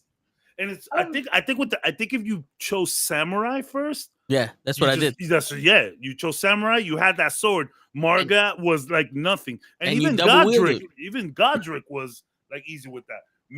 So I went into it against. I think it was the same thing. Like my boys try to help me with Margit, and I was like, it's not working. You want to know how I beat him? With poison from the jellyfish mimic. Dude, that jellyfish. I used he was so weak to the poison. You know what I did? Because my jellyfish did nothing. So what I did was I turned around and was like, yo, I'm not strong enough here. So for like a good 4 days, because this is the time when I took my sabbatical from work. So I was 6 months. I took 4 days and just farmed the shit out of everything. Yeah. Found a good weapon. Yeah. The not the sickle, the winged scythe. Mm-hmm. I found that. I leveled everything up. I went in there and dropped the fucking the jellyfish, who just was a body. I mean, it's more of a body, but the poison does hurt. Dude, but my jellyfish wouldn't attack. Oh, he just stood there. Yeah, that sucks. So my boys laugh at me because they were like, yo, you over leveled. You're over leveled. I'm like, yo, fuck that. I spent literally 5 days to farm 2 million fucking souls. I remember I told the video so you could send you on how you could farm at that red area, Kalik, I think it was called. Dude, I spent 5 days farming 8 hours a day for 2 million rooms. That was a legit farm to get my fucking levels up, because I was like, yo, I'm tired of not being able to hit hard. I'm tired of not being able to do this. I'm gonna go it was to the point where Bleaks he fell down in the Lucaria Academy and got eaten by the Virgin Abductor. Yeah. And sent to Volcano Manor. Yep. And he got trapped fighting the fucking fat boy. Uh-huh. The Godskin in the chapel. Yeah. He hit me up. I'm farming. He hit me up. I was like, yo, Vic, I need you because I can't beat this dude. And I legit was like, yo, Bleak, I'm farming for a very specific thing. I cannot help you out. Oh, I'm wow. sorry. And I left him hanging. Bye. Left him hanging. And then at the end of it, it was the funniest thing. At the end of it, I was like, yo, I can't even get there because I didn't even know where the fuck the shit is. Mm-hmm. I went down there, and then I got eaten, sent there, and I was like, yo, if you had trouble with this, I'm not gonna beat this dude, man. And he's like, yo, just do this cheat. He's like, that I finally had to do the cheat. I did the slow walk up to the door. Yeah. Oh my Went in. God. And then you could go in and he just like stays back and doesn't move. Yeah, damn. I did that. Dude, I was like, I'm so glad that's over. My boy Jay I'm on the phone with him. And he's like, yo, Vic, what are you doing right now? I was like, I'm stressing the fuck out. He's like, why? I was like, I'm standing outside of the Godskin duo. Oh, I don't want to go in. The duel was wild. The duel was crazy, but again, the rot. Yo, just a couple of months ago, I went in there. I was like, yo, what haven't I done? I got all my shit where I'm at now, where I beat the game. I went in there and beat every dragon. I had 4 dragons left. Beat all 4 dragons I didn't beat. Beat some extra bosses I didn't beat. I went and collected every fucking thing. Now, damn, son. Now I'm like, yo, there's nothing in this game that scares me because I know even if I die to it, I know I'm gonna be good. But at the time, dude, everybody's making fun of me. The first Erdtree soldier that's right at the beginning of the game. Mm-hmm. We're doing something, and my boy Kay was like, yo, I'm gonna drop the sign right here in front of this thing. I was like, can't do it. He's like, why not? I was like, because like the fucking Erdtree Sentinel. He's like, you haven't beaten that yet? I was like, what the fuck you mean haven't beaten that? I don't even fight them up. I run every fucking time. They were like, yo, we beat him. So I was like, all right, I'm gonna try it. He was scary at first. Like Yeah. you just saw him there, you're like, I'm gonna head this way. Yeah, for sure. Dude, when I finally got up to him, I was already like level 200 something. And I still was in that mind. I dropped my mimic and then ran, turned around. Your mimic took care of it. Dude, the motherfucker had this much health left. I was like, what the fuck? I was like, what the fuck? Oh Lord, that is a great story. Shit. No, Elden Ring is amazing. I'm glad you had such a good time with it. That's cool. Dude, you know what it is, man? Like I keep saying that it taught me a lesson. I didn't know. As dumb as it sounds, right? Because every adversity we had, or I've had, has not been to a point where I've ever felt like, fuck, that's it. I hit a dead end. I don't know. Every adversity that I've personally faced, from my perspective alone, has been in a way I've always like, all right, cool, I got it. I can figure it out. I'm on the other side. I got through it. I'm cool. Elden Ring was the first time that I hit something, and I was like, oh, I don't think I can do this. And I spent, you can ask Till, I spent a good, month milling over if I should even buy the game. Yeah. I was like, this game is calling me. I don't know. And then playing it, I got to a point where I was like, no. This game is designed this way because this is like life. It's going to hit you hard, and you're going to think that you can't fucking pass it. Yeah. But if you learn how to deal with it or learn how to overcome it, you in there. A lot of people say that about Souls games, where it's like, Souls games make you a better person. Yeah. Like, it's funny because you don't truly master Souls games. You just get a little better every time. You just a little better, get a little farther every time, hit that campfire, or what in this case, it was the weird little light thing. Damn, we really went on a rant there. Yo, listen, I was gonna say I feel kind of weird because the only game that I was ever lost in that I played multiple hours a day was SRS, Street Racing Syndicate. It just came out right after Midnight Club. That was the time for that shit. Yeah, and it was the first game that literally, because I was going to school for mechanics. It was literally the first game that when you put a turbo in your car, not only did you hear that, but also you can tune it. And when What was the game? Street Racing Syndicate, SRS. It was for the Xbox. You can tune the car, and then when you tune it, you go on the track and you can test the car out and be like, nah, I don't like how much there's no power in the beginning. So you would tune it to have more torque to do this and all. And I had a Hyundai Tiburon. Look at this. And I tuned that motherfucker to the point where literally I had a steering wheel and all that, and I would just go. Because it was free run. Look at this. You This could- this is really some like Japanese shit. Yeah, it was free run. You can drive, and I would drive for hours. And my thing was, I don't want to hit nobody, because if I hit somebody, I got to take it to the shop and spend money to fix the car. You want to drive realistic. Yeah. But yo, 200 miles an hour, just boof. It's like fuck. I Bro, went an I've hour and a never- half without hitting somebody. I've never seen this game. Yo. And to be fair, Yeah. I'm not the biggest racing fan. Although, like, I was a big fan of like Tokyo Highway Racing for the Dreamcast, which was the first racing game where I ever seen like when you hit left on the D-pad, your wheel moved left. Yes. Tokyo Highway Racing. But I've never seen this. This reminds me of Need for Speed 2. That was like more open world. Yeah. Like you could just drive around. Like you could pull up to a race right there. Yeah. Need for Speed 2 was the game I was doing that. Underground 2. Underground 2. Yeah. I was doing that a lot until I got this game. Then I was like, oh, this shit is crazy. So this came after Need for Speed 2. It came out Need for Speed 1. No. Oh, after After Need for Speed 1. Never seen this. This was so Japanese too. I love it. Yeah, it was I actually downloaded it on Steam. Tokyo Highway Battle is the game that I'm thinking about for Dreamcast. Sorry. No, it's so good. But the mechanics, because people don't realize nowadays when you drive, it's the triggers. Yeah. Before it was A and B. Yeah.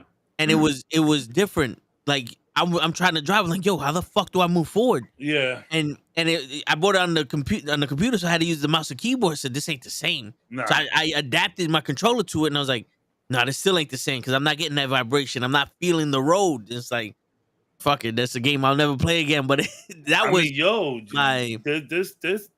like Forza out there and shit like that. Yeah, my PlayStation 2, I bought the Gran Turismo 3 bundle. Yeah. And I'm not a huge racing game fan, but I had to play it for a bit. It's funny, my big brother was into Gran Turismo 1, 2. Anything. I'm not a car buff in the slightest. I know a few makes and models here and there, but I am not the car guy. But whatever I do know about cars is because of Gran Turismo.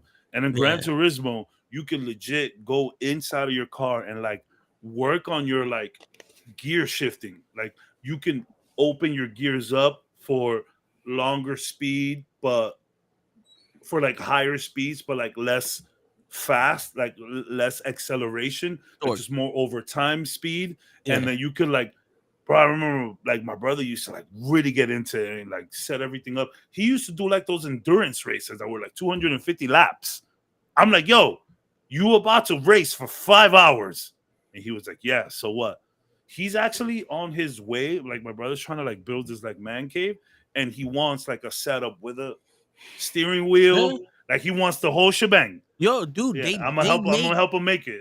They make some crazy, like this one tech. Those setups are nuts. Yeah, and they have different like boxes. You put the steering wheel on, and it's all torque ratio. So this one will give you the shake, and it'll be harder to turn the wheel and all that other stuff. You can buy actual like fucking Ferrari racing steering wheels. Yeah, bro, with the paddles on it and all that. The clutch, you can adjust the tension in the clutch. You can get a seat that moves. They have the TVs that go all the way around you. That's and what I really want. It's just like a shell, and you're in the fucking car. That's what I want. Bro, that shit is crazy. And then you could like putting it first person view. So like Yeah. you just in the cockpit, like you Yeah. just in.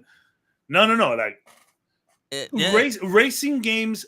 As much as I don't do them, I would say that in terms of like therapeutic gaming, racing games are top tier. Yeah. Like you really just like racing. That shit is cool. Like there was actually a racing game that I really got into in for the Xbox, Sega GT, and it was a dual game box. At one point, it was Sega GT and Jet Set Radio Future. Sega GT was cool because you did all of that shit right, but you had a garage where you could put up your trophies, you could put up your pictures, you could work on your car, so you could customize your garage. Which I fall into that. Like that's where you get me, like customizing like a player space, like a room or like my house, like NFL 2K5. You could customize your mansion. You could put like the trophies. You could put the jerseys up top. All crazy. I gotta use the potty. I'm gonna go refill, and then maybe we can talk about Loki when I get back. I want to hear what Ray's game was. Save it. I'll be back. Because today's all about Ray. I was gonna save it for after Loki, but I want to hear Alicia game. Let me talk about Loki until I get back. I guess we're talking about Loki. Because Cavs is like, now the gaming is his topic, so he wants to get into gaming. So Loki, we get Miss Minutes back finally. Wait, I mean, hold on, wait. Yo, what was the first gaming system you had? That was mine, or that I played? That was yours, both. Okay, the first that was actually mine was a Nintendo 64. Okay. Yeah, the first I played was an Atari. All right. Yeah. Shit. I mean, it makes sense. Like, you are a lot younger than us, but you would have been around by then. Because the Nintendo, the systems lasted a long time. Yeah. Because the Nintendo 64 was maybe 7 years? Because we had, I already mentioned 4 fucking wrestling games that came for it. And it wasn't like every year they came out with a new wrestling game. And then, like, the Dreamcast got red to soul, but there was, like, fucking, 12 2Ks? That's what it seemed like. Because they weren't 2Ks at first. They were ESPNs. Yeah. And then 2K bought them. Yeah, shit. Because now it's like every N64 was 1996, 2001. Yeah, it makes shit, sense. it was 5 years? That makes sense. Yeah. But, that's still... I know it's probably the same amount of time as this, but not for nothing.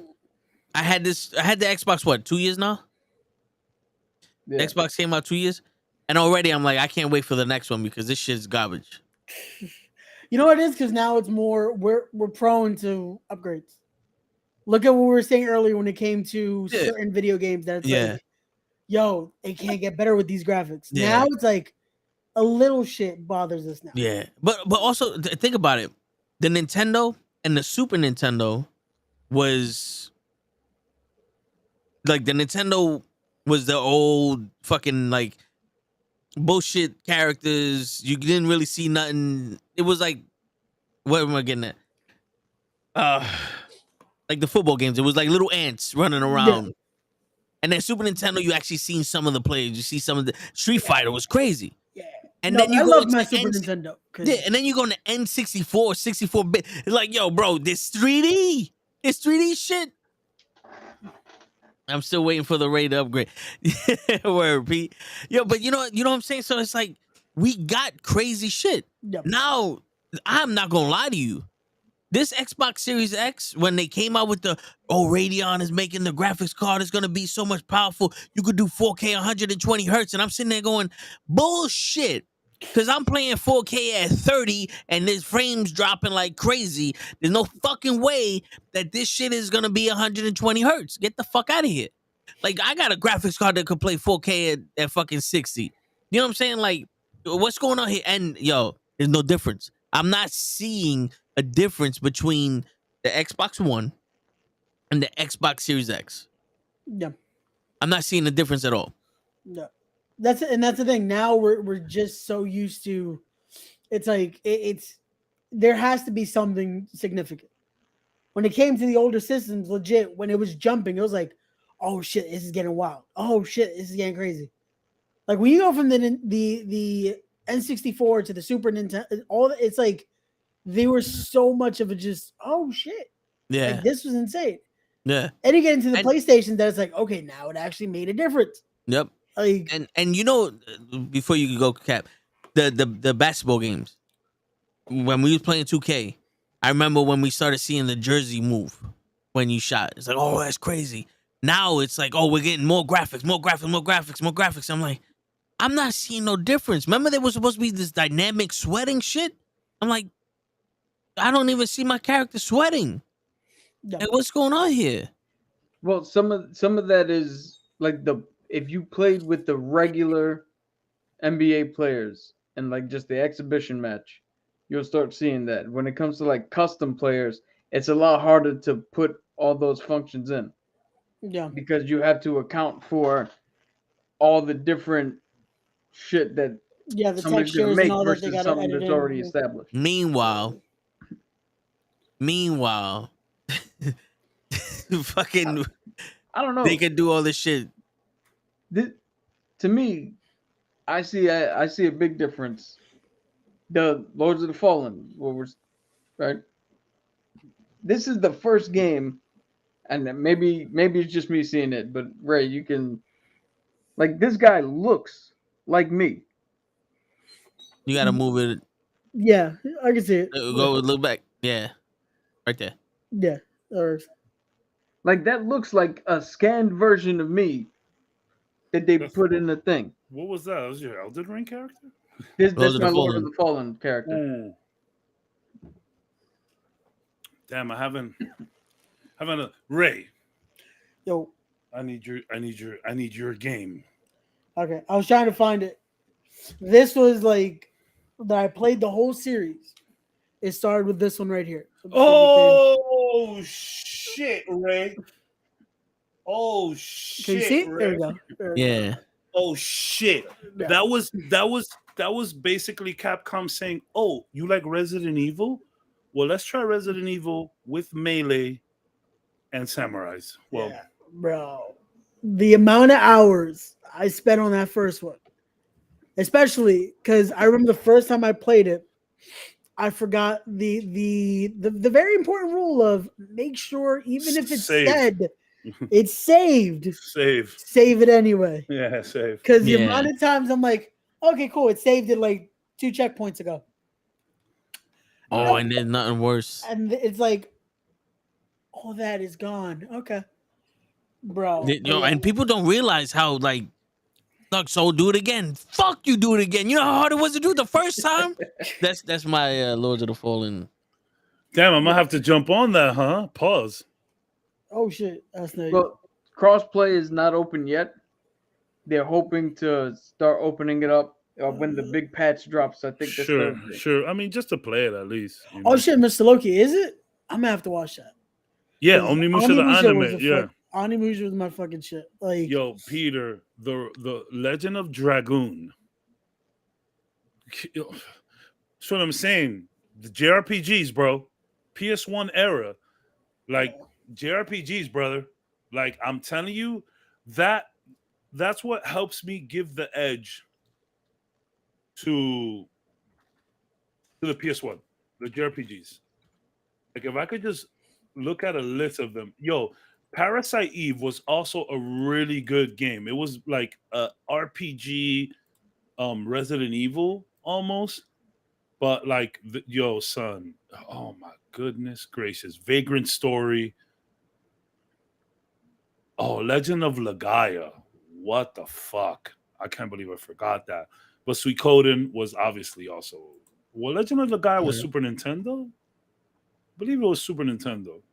Word. But yo, Pete was right though. If you didn't save it and you did it before, it's like the game knew. It was like, all right, motherfucker, try this one. Bro, it was one of those of like, legit. You had to fucking. Yeah. That's it. You were fucking. Yeah. Bro, I hated that when this one came out. That was when you had to make sure you fucking saved the fucking this was the crossover one. This was everything. Like, and what was the one? I think part 3 was the one with Leon the Professional in it. Yep. Yeah. It was the third in the series. That was Demon Sage. Yeah. So, Peter, funny story about Chrono Cross. I had a demo. You know, back in the day for the PS1, PS2, you could sign up to all of these like weird ads on magazines, and they'll send you a bunch of shit. So they would send us demos, and it would say demo on the disc, but it was hard to tell. So we would have a disc with no case, no game. It was just like a sleeve, right? So there was a guy on 175th Street and Broadway, in front of El Malecón, in front of the church where the tents are. Yeah. In front of the tents. I know you've been there. Yep. There's a Spanish dude in there that used to sell games and trade games. He had absolutely no idea what he had. He just knew that there were video games. So we went over there to try to like trade these demos. And he was like, nah, man, them shits don't got case and them shits don't got booklets. I had a demo of Chrono Cross. And I destroyed that demo. I played the demo so much. So there were these two shady Italian mobster dudes there. They had like leather trench coats. It was crazy. They had like, you see kind of like those, like they're like fanny packs, but like coolers almost, like kind of like you hold your lunch in. Yeah. So they had cases like that of games with no booklets. And they were like, and no cases. They were like, yo, we're having the same problem, man. We got a bunch of games with no booklets on it. Do you guys just want to like do a trade like ourselves? And he was like, yo, no money involved, man. Because back in the day, you could have taken a game, SNES, Nintendo, PlayStation, give the dude like $10, $15, and then they'll give you another game. So he was like, yo, no money, no nothing. Let's just trade them. So I gave him Chrono Cross, a demo. And he gave me Tomb Raider 3. Tomb Raider 3 had just dropped. He thought it was a full game. He thought it was a full game. Oh. They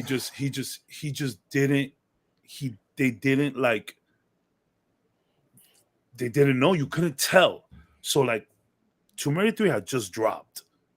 Like that was a new game. He just didn't have a disc. He didn't have a case for it in the booklet. But that shit just dropped. And yo, those guys were scary. I ain't gonna lie. Me and my boy was like maybe 15, 16. They were scary grown men.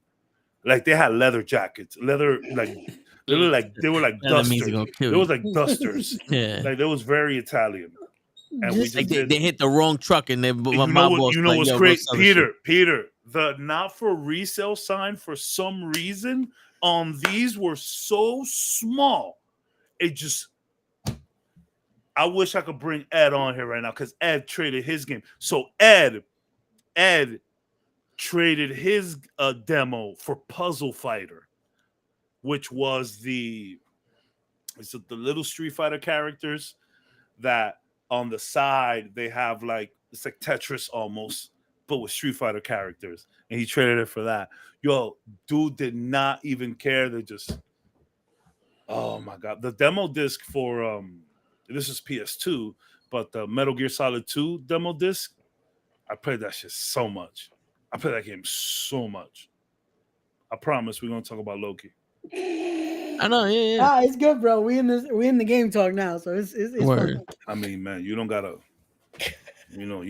tell me twice. Nah, but there was definitely some demos that I fucking burnt, bro. Because I can't remember which one was it. It was a fucking. It was a dragon one for some. I can't remember the fucking name of it. That even though it was a demo, it still came on 2 discs. That's how long this demo was. Really? I can't remember the fucking name of this game though. So why you eating all the Halloween candy? Yo, facts. Halloween's in a week. I see you just sneaking Halloween candies, bro. And my son's gonna be that fucking sorry, no candy. Yeah, no candy, no trick or treat. Now my door's locked on Halloween.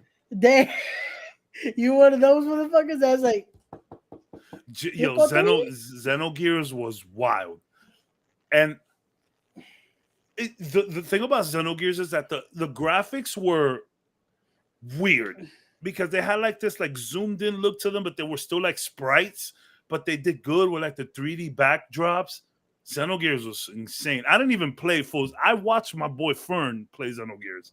I didn't even play that shit. You know what demo I used to fucking destroy?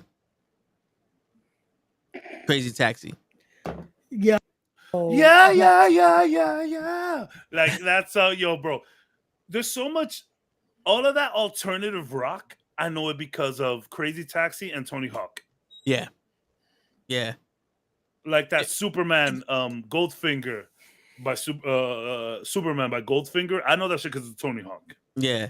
Shit. I don't even know if we had the Tony Hawk game. I think we just had the demo. The demo. Yeah, that's And it. we played because it came with like 4 boards that you could use, and it was just bloop, bloop, bloop, bloop, bloop. It's I got the. You know what's funny? The Tony Hawk demo to the video game changed so much. There was a like super trick that you can do where you can like go upside down and start grinding. They took that off for the games. And man, Bob Burnquist, I was a damn man, I can't even remember this dude. Reynolds, I think his name was. Was it Ryan? No. But yeah, the Tony Hawk, to be honest, I feel like I like that Tony Hawk 1 demo more than I do the game. But that the game, they had the legendary level, the California high school. Oh my god, that shit. damn it. Word. That California high school level was so incredible. But speaking of going back in time, Yeah. Loki. Perfect transition. Word. Yeah, Let's go back to episode 1 and 2 where Cabs said he was gonna catch up on us. Yes, I did. Oh, okay, So I want to talk about 2 Okay. because there's so Cap says something really important the other day. He was like, man, Cap, like I thought you would like episode 1. It's like, you like that slow, kind of methodical, just 2 people kind of kicking it, talking. I feel like I got more of that in episode 2. But the kind of that I like. Because again, I told you, episode 1 was just like a long stretch of fixing Loki, where episode 2, we were on our way. We had to go find the only lead we had on Sylvie was X5. Yeah. That's the only lead we had. And they went over there and they saw him like acting, and like we're getting Loki like literally using his powers and not just 2 daggers, which I find incredible. Loki's like throwing shit. He's like, there's a lot of mysticism going on, which I love. I hate it when Loki's just using his 2 daggers. Like, use your powers. You mad strong, Loki. Use them powers. Don't talk to me about Legacy of Kain, Soul Reaver. Call your dogs so they can feed on your corpses. I say that line every day. Say that line every day. And we're on Loki now. We'll give you another 15 minutes. Yeah, we'll be So back. We'll give be you another back. 15 minutes after this. So I did like, we're on the hunt for Sylvie now. Feel me? Like the felt like more of a purpose. I love the showdown in the back alley with X5 where Loki's shadows are like doing the threatening. Yeah. And then they both call it all wrong, and then it was just like the other Loki that was doing. She was cool. But a real meaningful conversation. Ty, you feel me, son? Skilled sorcerer. You never see that kind of shit Loki doing it, bro. It's upsetting. The first time we actually like really saw that was in season 1 where he made like the building fall, and I was like, yes, show me more of that shit, bro. But the conversation that Loki and Morbius had while they were eating the key lime pie. Yeah. You never thought about what your life was like? And he was like, yes, I have. And what if it was good? That is so bugged out to think about. Like, You know what I'm saying? Like, he's like, yo, I'm good here. If I go back and see what my life is like, and that shit was dope, I'm gonna be thinking about that shit all day long, bro. No, I don't even care. I don't want to see it. That was such that a Goodwill Hunting moment that you're just like, that is the kind of that two people kind of like just chilling talking. That was so good. yeah. He's like, fuck that. He's like, it's better if it's bad. But if it's good, I'm gonna want to stay there. Yeah. I love that. I love that so much. And yeah, episode 2 was just a better vibe. Yo, the whole like interrogation scene with X5, where X5 is trying to get Loki riled up, and here we are, Mr. Chill Morbius. He's the one that kind of loses it. And then the whole plan at the end, which I mean, we all knew it was a plan. We all knew that they had it staged. I have a feeling that Morbius isn't telling. He ain't telling us something. I think Morbius kind of knows it's either he knows what he left. Morbius isn't, or it's one of those. Well, he's always referencing the jet skis. Yeah, but he's also kind of in love with this girl that was running the TVA. She played him in the season 1. Renslayer. Yeah, there was some vibes. It was one of those things like, yo, what if I had a fucking family and kids and all that other shit, and I'm trying to get with this girl and they left me and I love. It's like I'm pretty sure it's like right now he's living with the fact that there could have been something else. He's probably regretting his whole life, and he has to be like, yo, I can't be sitting here regretting this shit. Because I got a job to do to save the whole fucking timeline. And if shut the fuck up. And if I know what that life was, and that life was good, I'm not saving shit. I'm gonna be mad. I'm gonna just want to go back to that life. So fuck that. I might as well just not know. I thought that was very well executed. I had a blast with that. It was an original answer to that question too. Yeah, it was such a good one. Like, bro, I don't give a fuck if it was bad. I give a fuck if it was good. Yeah. Which is, I think, it's the best thing because it puts into perspective. Would you want to know? You're in a scenario. Would you want to know? It's like it's one of those of like. Honestly, I wouldn't want to know. I don't think I would want to know either, right? Because it's like, what the like? You would be like, wait. Maybe not at the moment. moment. I don't want to go back. Like, why wouldn't I want to go back? Like maybe once the job is done, and we fixed everything, and at this point, it's like. Well, we got nothing else left to do here in the TVA. Maybe I'll look back and see what's going on, and maybe I'll try to like slide back in there. But like, it was such a good answer on his behalf, and over that fake ass key lime pie. That shit is so green. Key lime pie, key lime pie, and that green. I was like, wait, is this Jello that they said? Right. That is Jello that they put some weird substance looking like pie over. That shit. Like, key lime pie is like a. It's like a dull lime green. Yeah, I was like, wait, I remember key lime pie looking this way. It's not that green. I've never like had a piece, but I've seen what it's supposed to look like. I'm in Florida. I'm in Florida where the dessert of the state is key lime pie. I've never seen key lime. It never looks like Jello. It never looks like that. Am I bugging to think that they eat that shit weird? Yeah. Hold on. I mean, they're eating for Cam, but I know what you're saying. You mean to tell me you mean to tell me this don't look like lime green to you? Yeah, bro. Look, shit. Look, it's so bad. It literally that looks more like Carol Burnett. It looks like apple. It looks like green apple Jello. What they're eating. Yeah. That's what it looked like. I was like, wait. They said they're having pie, but it looks like Jello in a pie shape. And I know that's just a stupid nitpick, but it's really bothering me. That's like at least when they I've seen like fucking videos of how they do prop food. So that way, if they have to keep eating or some shit, it works.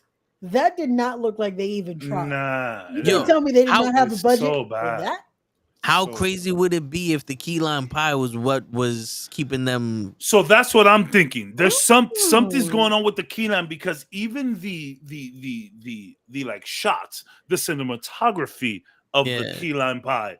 It's like they're focusing on that shit too much, and like whenever they're like freaking out, yo, let's go eat some pie. Yeah, that's the shit that keeps them all TVA'd out.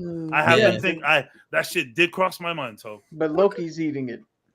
So, Would he be? Loki can't use his effective. powers, and But Loki, it might not have any effect on Loki because he is Loki and he has all of those extra things going on. It's possibly made for people who were abducted and like, you know, what is the like coronated into the TVA, like signed up to the. It's like maybe it's for them, you know. And it again, we saw Loki kind of be chill against X5 while X5 was trying to like get him and get his emotions going. But then we saw who we thought was the chill guy in Morbius kind of lose it. You know what I'm saying? Yeah, So, but you see, I did think about that. So I'm with you. Yeah, but real quick, little rant. Rant. You see how they wrote Loki to the point where it's like, bro, you're mentioning my mom. I got over that shit already. I went through it. I got past it. Come with something else. This shit ain't working. Yeah. But Thor? You can't do that to Thor. No. Thor will lose it. You mentioned Thor would have lost it if you brought up mom. That's such a good point, Toe. Like, that's such a good point. Like, this man grows and shrinks at the same time. Like, I've never seen somebody have to go over the same hurdle. To be fair, Loki has died twice. Or maybe even more than that. Yeah. And maybe Loki is just kind of like, I was gonna say it's definitely been more than twice. he definitely hit a nerve when he spoke about mom. You could see it physically. Yeah. But like, if you were to say something like that to Thor, he's losing it. That's such a good observation. So I didn't even think about that. Thor would lose it. Oh no! If he talks about mom like that. Yeah. I would have lost it just for the mere fact that I would have taken it as disrespect. And I'm like, oh, you think I won't fucking break every bone in your body right now? You think I won't Batman your ass? And it speaks to the character arc of Loki. And again, what I was saying, how like you expected Loki, or I mean, maybe you didn't expect it because you know how Hollywood works, right? Yeah. And you expected it to be Loki who acted like that, and it was Morbius who slapped dude. See, that's the kind of like 2-3 people interaction that I like to see. And I love the hunt for Sophie. I love that Sylvie, and I love that she's kind of still freaking out, you know, because she knows. Because Loki's like, hey, read my head so you can see what's going on, so you can see what I saw. We're not safe. She's like, no, I'm not doing that. Like, I'm good here. I'm sipping this McDonald's. You know? Fuck your future. Like, you coming over here really getting the vibe right now. Word, I got like, Big Macs frying in the back. I'm chilling. It reminded me, you know, and it sucks because like I think about this sometimes where American Pie, not American Pie, God damn it, what's the movie with the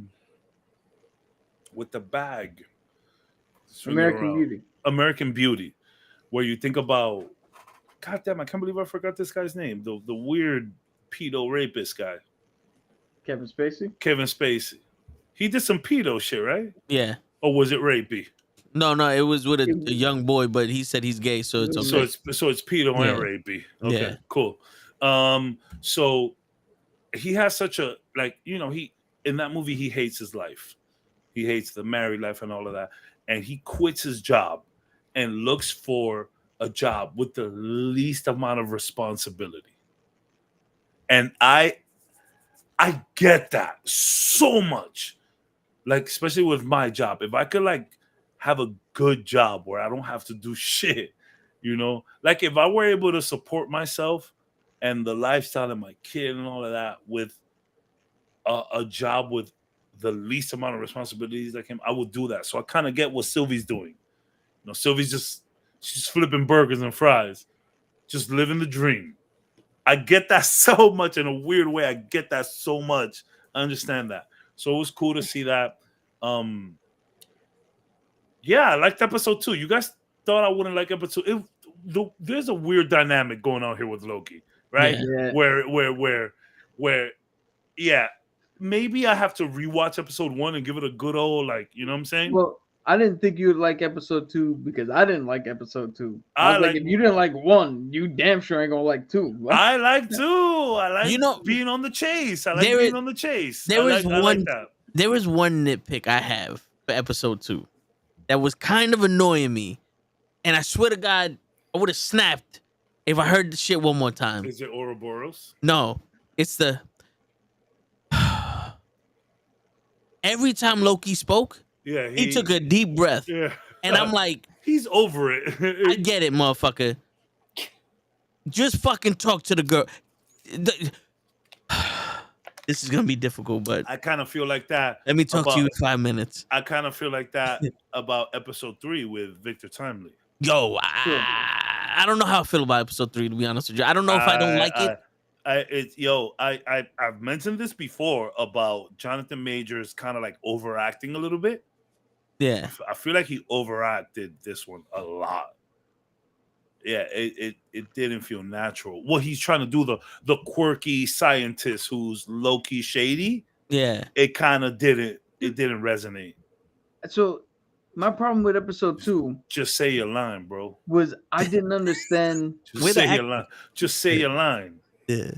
Go ahead. I didn't understand what the big deal was with, oh, we're gonna kill millions of people, like, but you're not, because those are just alternate versions of the person who's on the sacred timeline. There's still You're not timelines. erasing all of that. I get And what you're like I said, saying. I get what you're saying. Like if the alternate me had kids and I don't, but those kids aren't supposed to happen because that's the branch timeline that's deviated, blah blah blah. So I personally didn't get that. In this one, I had the same shit where this motherfucker's like, oh, my ideas, my inventions. I'm like, they gave you the handbook. Well, I mean, You didn't think of this shit. This shit was in the book. I mean, the average person wouldn't go on ahead and tell them that someone just dropped a handbook in my house and this is how I thought of it, especially for like a thief, because he's doing shady shit, you know. I understand him telling that to the regular folk, but now you're talking to Miss Minutes and Ramona, and you're still like, oh, my ideas, it's all here in the book, and I'm like, what we saw that he was trying to. It felt like he was trying to carny them even there. I mean, we don't know if there's blueprints in that book or just things to help him get to where he's gotten. Maybe it was a situation where he was able to build something without the book. But I see what you're saying. If you're gonna be honest with anybody, it's these two people. Yeah. You know, especially Miss Minutes. Well, but he just met Miss Minutes and Ravona. Well, the two Like, two things. One, that handbook, according to the other episodes, has everything in it, that the workings of everything. Ouroboros wrote it. Yeah. Wait. If I'm not mistaken, that might be a separate book than the one Ouroboros wrote.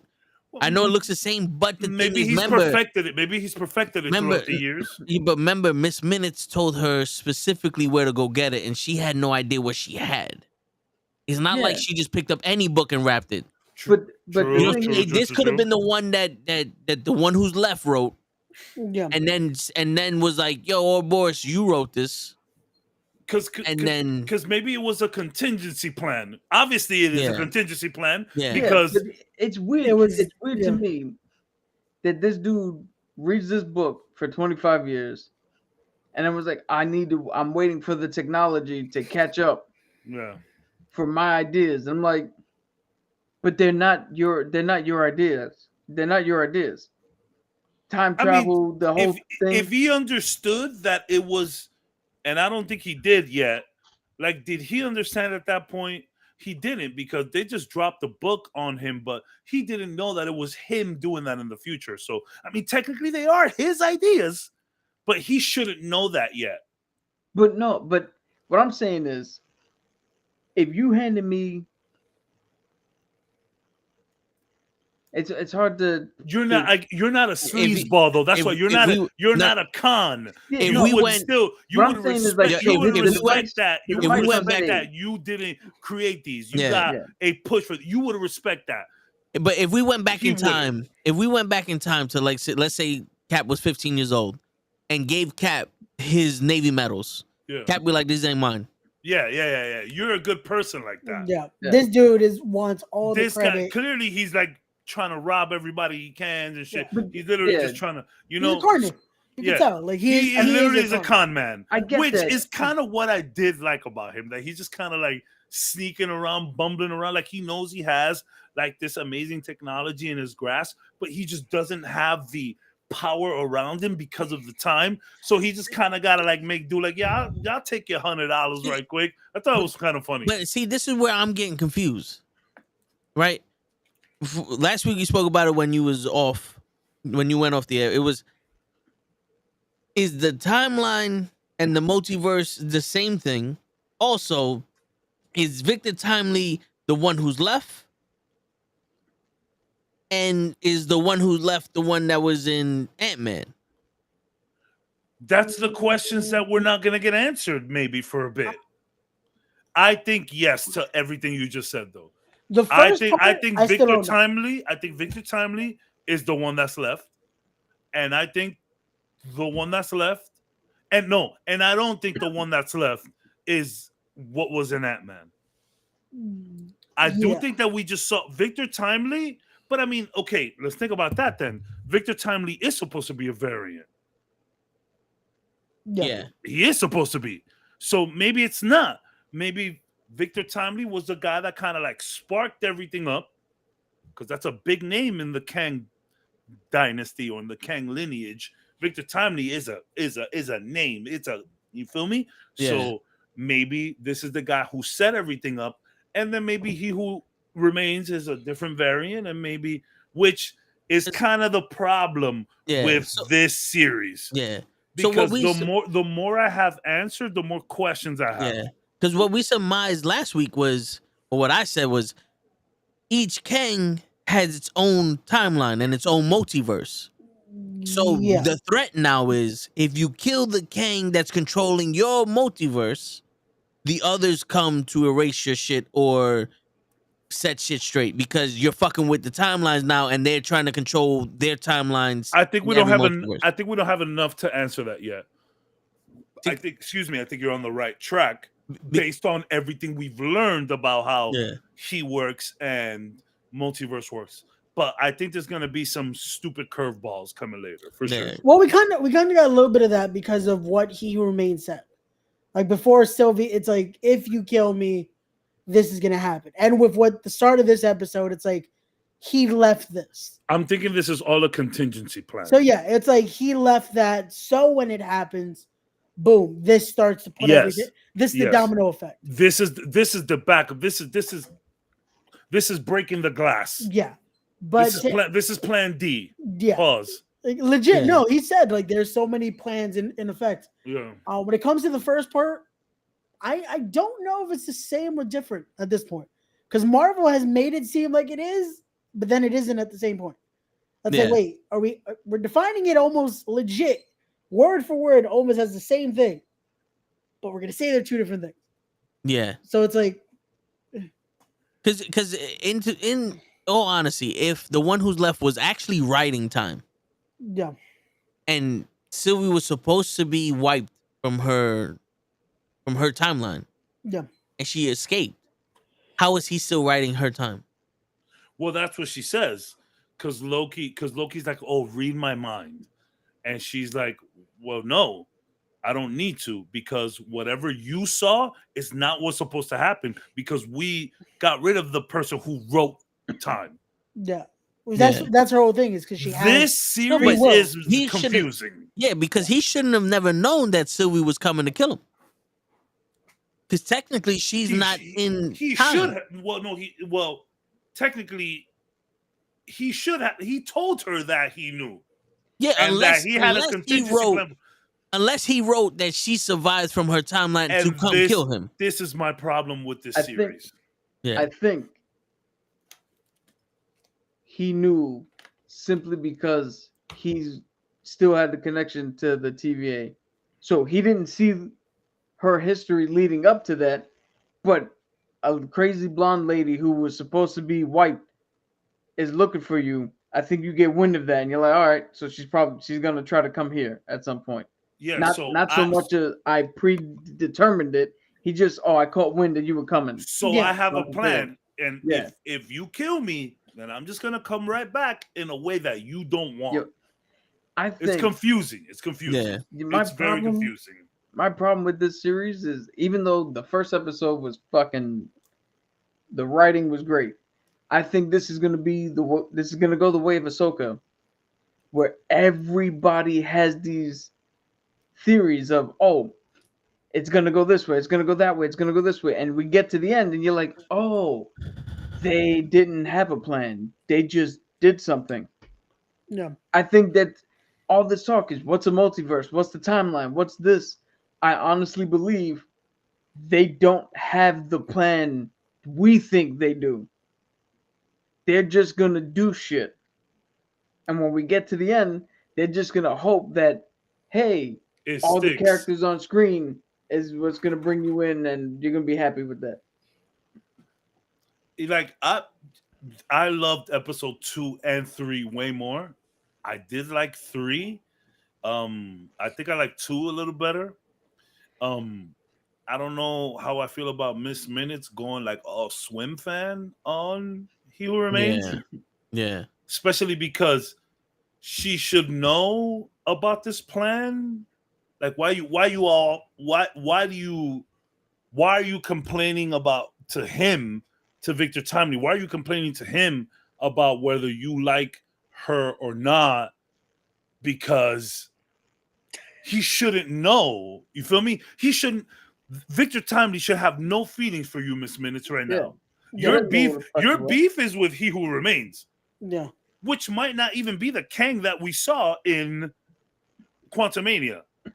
Like in Quantumania, we didn't have him talking to Miss Minutes. No. The swim fan thing really took me out. I was like, why? Why you mad at him? And maybe it's just a Miss Minutes thing. And you know, AI gets to a certain place where they can't express. And then maybe AI gets so smart that they don't know how to handle these human emotions. But Miss Minutes, you should know this is the plan, to give this book to Victor Timely via Ravonna. And she's more jealous of Ravonna, if anything, which that was funny. But when they had their alone time and Miss Minutes is like, oh, why you never cared for me? It's like, bitch, I don't know you. Like, yeah. No, but that was that great to see a moment like that where now they're even questioning that. Where artificial intelligence now is having almost an existential. Thank you. Fucking word I can't say today. Having that crisis there of just like, this is where we're at. It's just, bro. It's like, I understand the jealousy over Ravonna, sure, but like you shouldn't be mad at. He knows nothing what's going on. If you see a different Kang or He Who Remains acting this way, then okay, Miss Minutes, cool. This guy shouldn't know anything about this. Why are you mad at him? Yo, you know what I'm getting pissed at? Kang's the big bag of this whole multiverse shit. We're getting Kang Dynasty. Kang. He's the fucking big threat. Everybody's afraid of him. They have not shown me one motherfucking version of Kang that I'm afraid of. Well, I mean, it was supposed to be the Quantumania version until he got defeated by ants. Fuck that. He got defeated by Ant-Man. Yeah. Then Victor Timely, Loki's like, yo, that's him. That's the guy that's coming.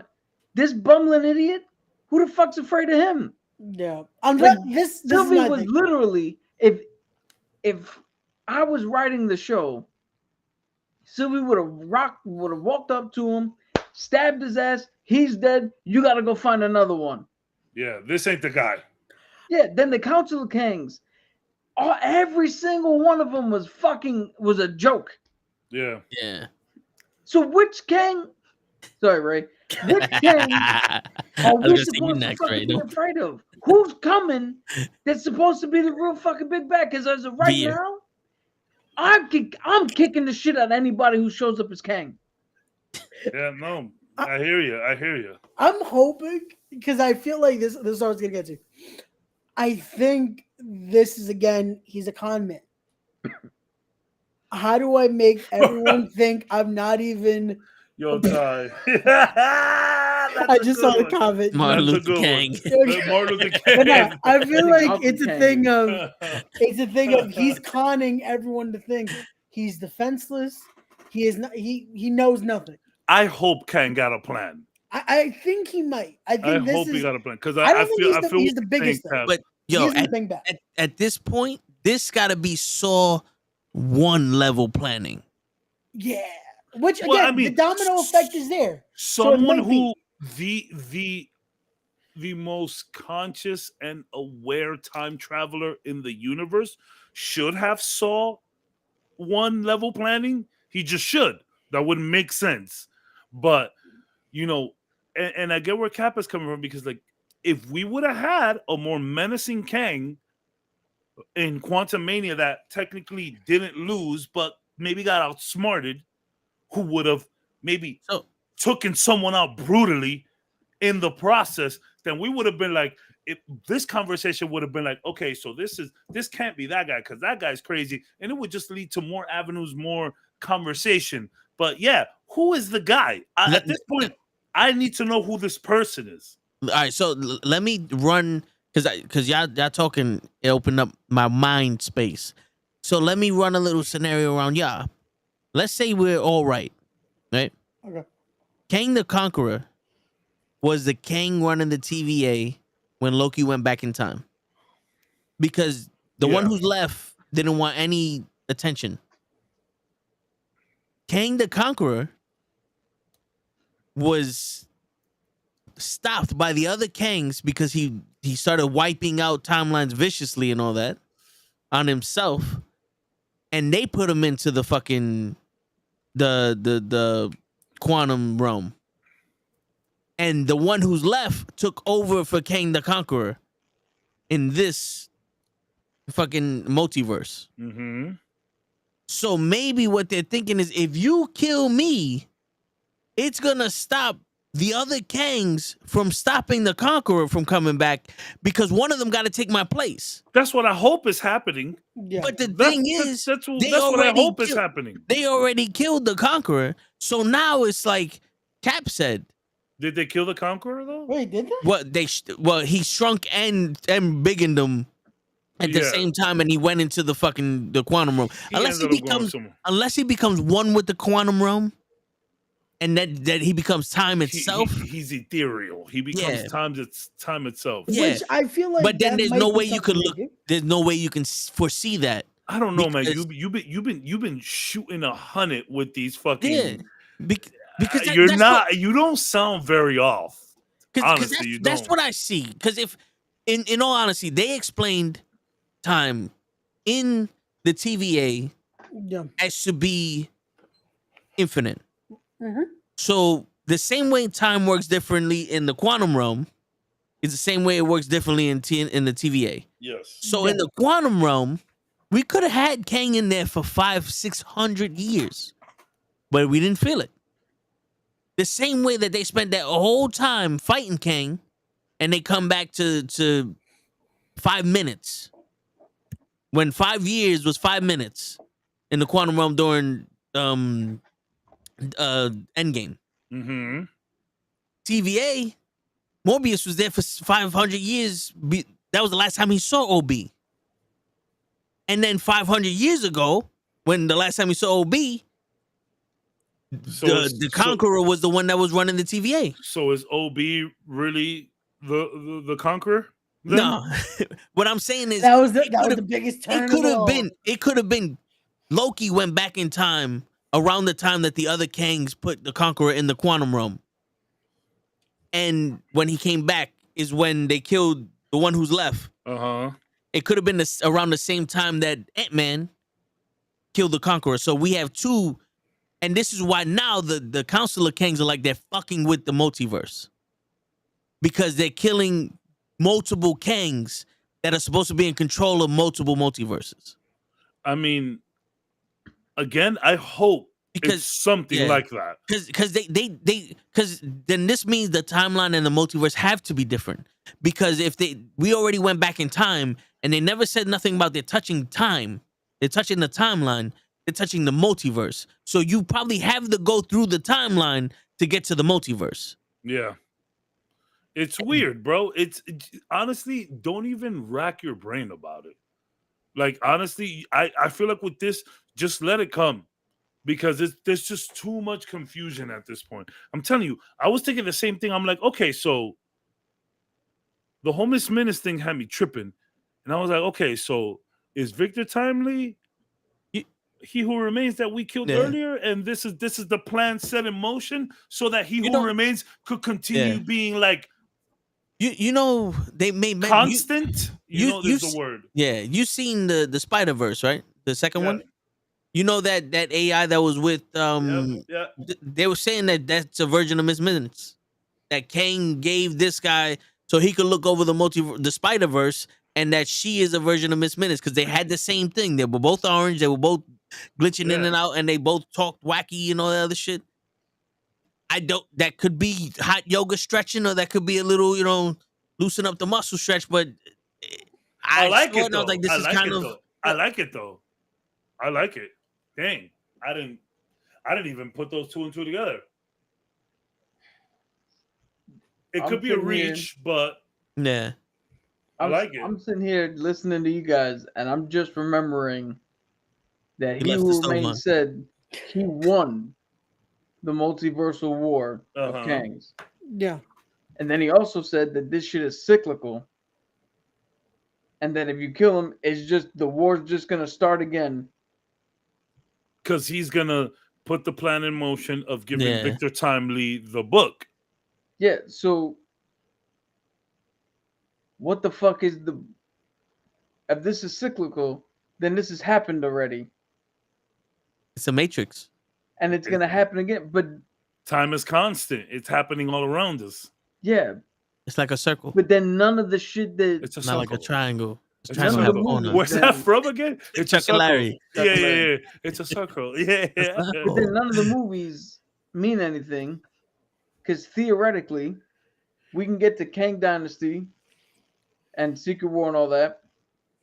And then it'll just start again, which means Iron Man 1 will come out, and then Iron Man 2, and then Avengers. Like there's no... Marvel doesn't want you to think this much. Yeah, No, that's what Marvel doesn't want you to think this. I think the problem is, like I said before, I don't think Marvel has thought this much. Maybe. But not for nothing. See, this is where I get pissed, right? Because if we were to make a whole Kang saga, this would be a realm of possibility of us saying it. This would be the realm of possibility for us to go, what's the long-term storytelling that we're going to do with Kang? And there's so many we could play with. What if this one was this one and we went back in time and did this? My ass would have thought of it.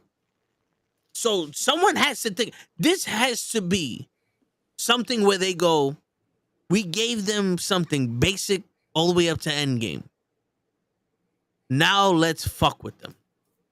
Which is, I think that's the whole multiverse saga as a whole. Because remember, like back then, it was more difficult to theorize about these certain things. Now that we're so far into the MCU, theories are just the norm now. Yeah. Where, like you said before, where sometimes you're not watching some of these sites for the theories, you're watching it for more of an explanation.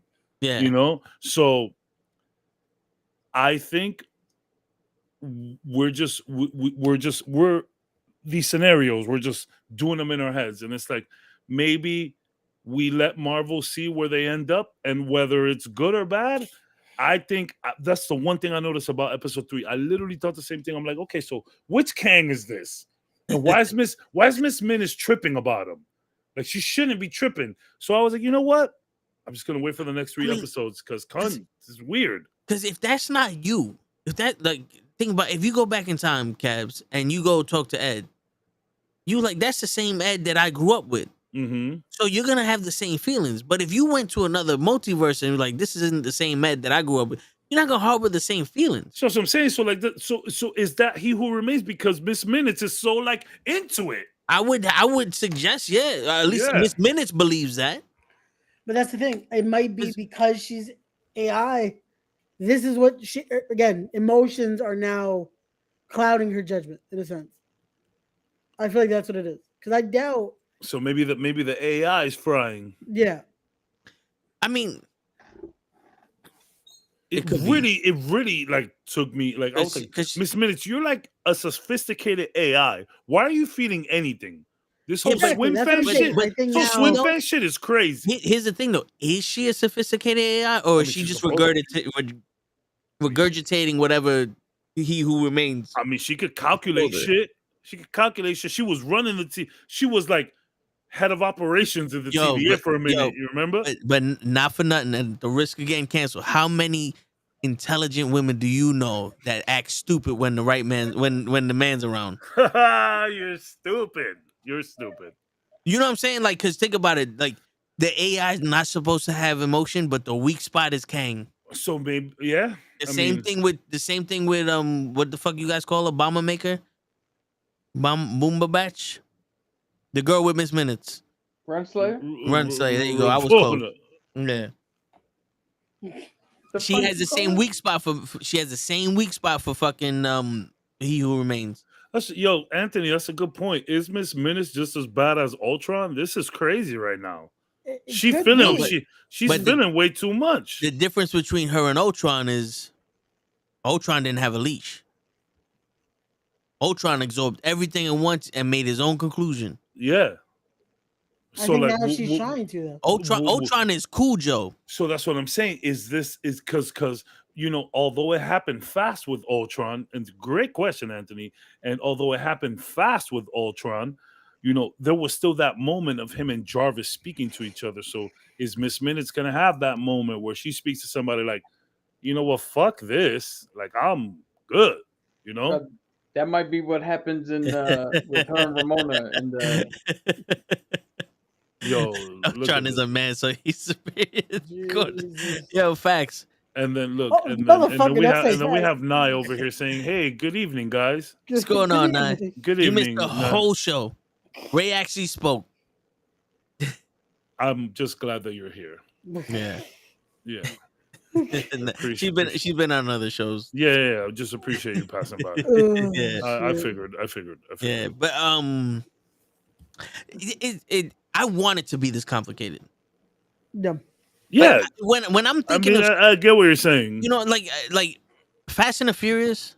You don't want to be. You don't want to be able to call what's happening. I don't want to sit here and go, theoretically, that Corolla cannot last in space. I want to be like, they put it in space and this is what happened. Good. Yeah. With the Marvel movies, I want them to want me to sit here going, is this Kang Victor Timely, or is this the Conqueror, or what's going on here? Was because remember, we was like, he was in solitude for so long, he got crazy. I just hope, he always like this? I hope there's a good payoff for that, though. Yeah. If the payoff for that is good, then we're good. Because if it's not, then we just got the same problem. Because think about it, and I know this is a very small example, but Moon Knight, episode 3, I swear to God, when I watched it over, I heard a Chicago accent in the car, and I said, "It's funny how episode 3 showed you the third fucking mind, the third person in him." And they love doing that kind of shit. Yeah, and I'm like, wait, if they can do that with Moon Knight and someone who has split personalities, they should be able to expand that with Kang. With Kang. Because he might not be the most menacing, but this could be the most complex. Or at least villain we had. Or at least the one, or maybe, and to talk to that, maybe Victor Timely isn't He Who Remains, but the one that starts kicking shit off into gear. Yeah. That's what I'm saying. I think he's more than we're seeing. I think this is a facade. I think this is more. I think we're gonna need to wait. I think we need to wait until the episode 5, the penultimate episode for these shows. There's 6 in this one, right? Yeah.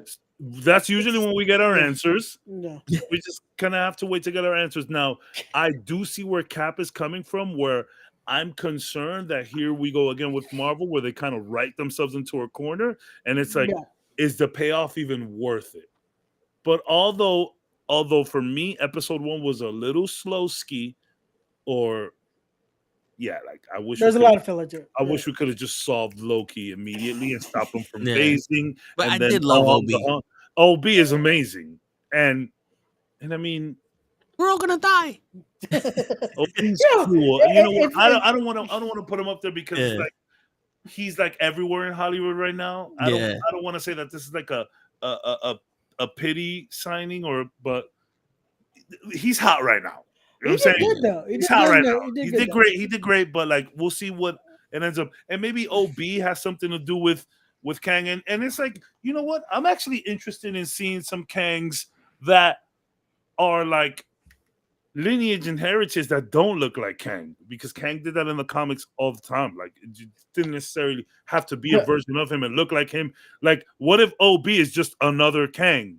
Yo, with this motherfucker going to trial tomorrow to see if his case is getting dismissed or not, that might be exactly what the fuck happens. Feel me? So it's like that's where I'm at too. Like, you know, in the comics, it wasn't just as clear as like, oh, he looks like Kang, he looks like the Conqueror. No, it was completely different people. Yeah, he was King Tut, right? So maybe we have OB just be a different version of Kang.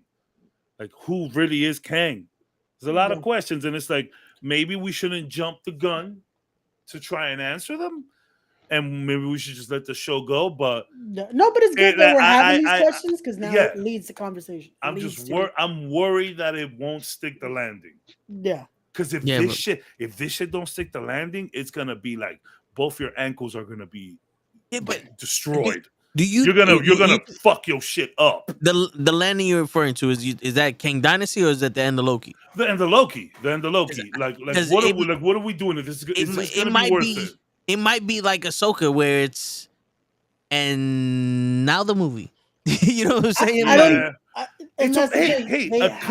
cliffhanger is, you could stick the landing and still have it be a cliffhanger. I'm just saying, if this all ends up on a point where we're all just like, man, this shit don't make no fucking sense, man. They're just reaching at straws here. You know, that's kind of what I mean. That's the direction I'm going. And I know I feel you a mile. What up, Krills? I feel you a mile away with that. And I can't be mad at you for feeling that way, because there's too much questions, and hopefully we get some of them answered. Hopefully within the next 2 episodes. But I hear you, Cap. Trust me, I hear you, kids. Real quick, can they merge Kang and the Beyonder? What do you mean? That's what Anthony's asking. I would prefer they didn't do that, and we just have Dr. Doom hold on the fort. Yeah, Anthony, you don't have to tell me to read your last comment. We read it. We'll get to it when we finish our conversation. Yeah. But appreciate it. And that's the thing about the Beyonder, right? The Beyonder was just kind of like this thing that they put together to like feed this ridiculous story so that they could sell toys. I don't really think the Beyonder makes sense in the MCU, especially with all these other characters that we got popping up out of nowhere now. So maybe just keep it Kang, or keep it Dr. Doom. Like Battle World, it should either be Kang or Dr. Doom. I don't think we have enough space in our hearts and our patience for the Beyonder. Here's the thing. Let's say Dr. Doom is going to be in Kang Dynasty, right? Yeah. It is extremely easy to make the connection that Dr. Doom saw how all this shit works, the TVA, the temporal zone, all that shit, and went, ha, I got it. He made his own fucking world? Facts. I now made it. That's some Vegeta shit. Yeah. Without needing to be on the period, because if we got to get rid of, if we do have to get rid of Kang, then that's just the perfect way to do it. I'm telling you, I don't think we're ready. I don't think we can, not even that we're not ready. I don't think we can handle the Beyonder. I don't think the MCU could handle a Beyonder. Right, so what's the Beyonder? Needed. Exactly. He's an extremely powerful cosmic being who set up Battle World for these, so that these people could fight to keep the world after the incursion. You know who could do that? We don't need that. The guy from the X-Men. Remember that series where he took the X-Men and they went on that TV show? Let him do the Battle World. We really don't need the Beyonder, right? I'm telling you, there's it's so beyond much. Her? Beyonder, the Beyonder. That's a typo. Beyonder, like the Beyonder. Okay. Like we don't need that. We don't need the Beyonder. We just don't. Well, we still need the Living Tribune with the fucking Eternals. You keep it Kang or Dr. Doom, bro. I don't think we have any more space for any more characters. And you can introduce the Fantastic Four that way. Because remember, the Fantastic Four introduced Kang. They're coming. They're coming. You know, so like that would be like a transition. Like you went from Kang to Doom to the Fantastic Four. And there's been a lot of Sentry talk especially around Henry Cavill. Yeah. It's been a lot of that shit. He better not be Sentry.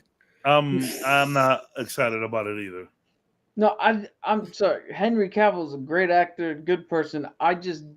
Every comic book and nerd shit he touches fucking gets destroyed. So I mean, that's stay out not of it. well. They're already fucking themselves up. That's not his fault. You know It's not his something? fault. It might not be his fault, but if everything you're in fucking crumbles, what's the common denominator?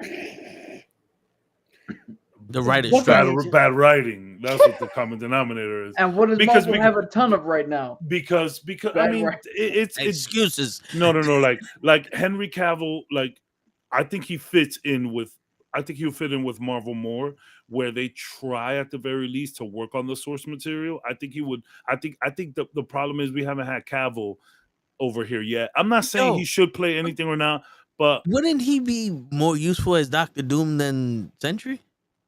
He'd be more useful as Captain Britain, really. that's what every. I mean, are we saying that because of I'm talking about he's just from his- there, his- or you know? I'm talking about just his acting chops. As For funny acting- as it was when that fake photo of him being cast as Doom was, and I was like, Yeah. oh, I want my Doom to fucking do that Yeah. shit. We don't need him as Doom. We need somebody.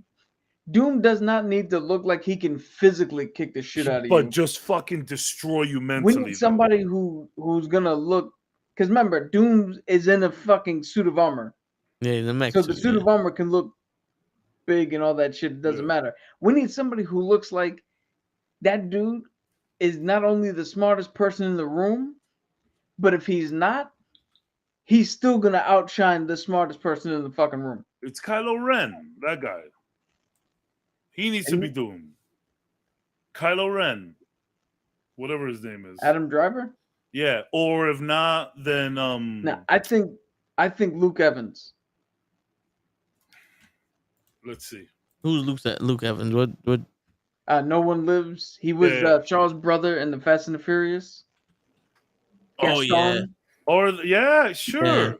Yeah. Or what's this guy's name that I was from Peaky Blinders? Yo, unnecessary comment. Him, He's yeah. gay? I forget Who? his name all the time. Luke Evans is gay? I have no saw this idea. picture and I asked. I don't know. Just hey, listen, you guys know you're in the know of shit. But I mean, this is a Doom is not bad. He looks like Yeah, a like- victor. Like I don't need Cavill to be Doom. Like I look don't at that. Look at that picture right there in the white. Right. See, not To the. the Yeah, man. Yeah, that's not that one, convincing. the one next to it with the white border. He's got the longer. hair, That's that one. convincing. Yeah, that's Yeah, definitely. that's the one. That's convincing. Like, That's convincing. think about it. This is a man who had fused metal mask to his face because of blah blah blah. Yeah. Because Like his he veins. looks like he could be that type of fucking. It looks like he had that, and then they ripped it off, and then they grafted his face on to look good again. Yeah. No, I hear you. It doesn't have to he be played a Cavill. gay role. All right. And Doesn't on have to top of be that, Cavill. he also has that look of earned arrogance. Fox. Yeah. And which Like- is the yeah. Peaky Blinders look which is the why I God damn it, what's his name? I know his name. I see him all the time. Cillian Murphy Cillian Murphy. There it is. from Oppenheimer. Yes, he is gay. He don't never think hit the. he'll Oh, do it, but I didn't know. Well, Yeah, like it doesn't have to be Cavill, but yeah, I wouldn't. I don't think we need the Beyonder. I rather if we're gonna focus on that story, like or try to focus as much as that whole arc, forget the Beyonder and let us get a symbiote Spider-Man. I think that's Yeah, what I want the but- most out of all of that. So once and for all, do we redcon the Eternals and not even mention them ever again, or do we find a way to add them here? Because listen, the Beyonder. I don't know if that's the. The Well, Beyond is cosmic, right? So that's What is it with the Eternal strays? We 'Cause could think about this. have finished the episode without this. No. Because look, the Beyonder is cosmic, and you want to talk about Battle Earth and all that other shit. If we start fucking around with high level beings like that, We got issues We're gonna because need the some help. fucking We're gonna need some Eternal is help. judging us. We're gonna need some help for where sure. there's fucking, Yeah. you know, Celestials and all these other, like, you already introduced them. So this is what I'm saying. It's like, We're gonna need help for sure. what? We're gonna Well, be the one they're above gonna- all is they're gonna gonna fucking talk about fight it. us, but we're not gonna, because that's where we're going. The one above all is gonna fight us, but we're not gonna address the fucking head in the ocean. We're gonna need all hands on deck for Secret Wars. So Because I think once you, we'll give them something. because once you go that cosmic, you're gonna have to start introducing a lot more people, and now the X-Men are irrelevant. The fucking Fantastic Four are irrelevant because Just they're say you want the Nova Corps, and that's it. yeah. But now Just we're say gonna you want need it. need Blue Marvel. We're gonna need. I mean, damn. And again, obviously Marvel can find ways of nerfing people, and There we go. Henry Cavill for Blue Marvel. to really piss people off. Yeah, right. Yeah. Yeah. Why? I mean, they do We it could for do everybody it. else. We could Ariel, do it. Yeah, like- and we keep it fair here. Like Blue Marvel doesn't have to be black. I mean, he kind of does. He does. Yeah, For his because origin story. it's part of his character where the whole thing is where because he's black he had to like get shut out. Yeah. He does Really? kind of need to be black I'm only doing devil's advocate because it's fun. well, yeah, because it's fun, but because to address Toe's point about Ursham and the head in the thing, I'm only gonna just repeat what I've been saying. That there is no spoon with Marvel. I mean, he kind of has to be black. He has But to you- because the whole civil yeah, rights. look, is his whole story. Taekwon literally said his origins is the civil rights. Okay, Like, but yeah, now to play devil's advocate, you had a mermaid who was in the North Atlantic in Norway and all that. Like, that's a reach. She how was that a reach? That's her whole fucking thing. Is Norwegian fucking culture. I don't think they went into it as much like that though. Like he literally is part of that. Like he literally got casted out because. Wait, you talking about the Little Mermaid? Yeah, With the again, Spanish father I and the personally black don't girl? give a shit. But if you want to start saying what's true to the background, the whole point of the Little Mermaid was the fucking Norwegian. I don't think that was the point. The point is that she's a mermaid that wanted to walk. That wanted to live amongst human. I get it. We're playing devil's advocate. That's the Disney version. That's not the real version. Of that but shit. I mean, he literally got casted out because he was black. They're like, no, the world isn't ready for a black superhero, so you gotta go. And I mean, we could change the story, but I wouldn't though. But I to be fair, I wouldn't though. to be fair, this is Puerto Rican. Yeah. Henry Cavill could just be really, really light skinned. He got alopecia. What the fuck? No, He has a full set of hair.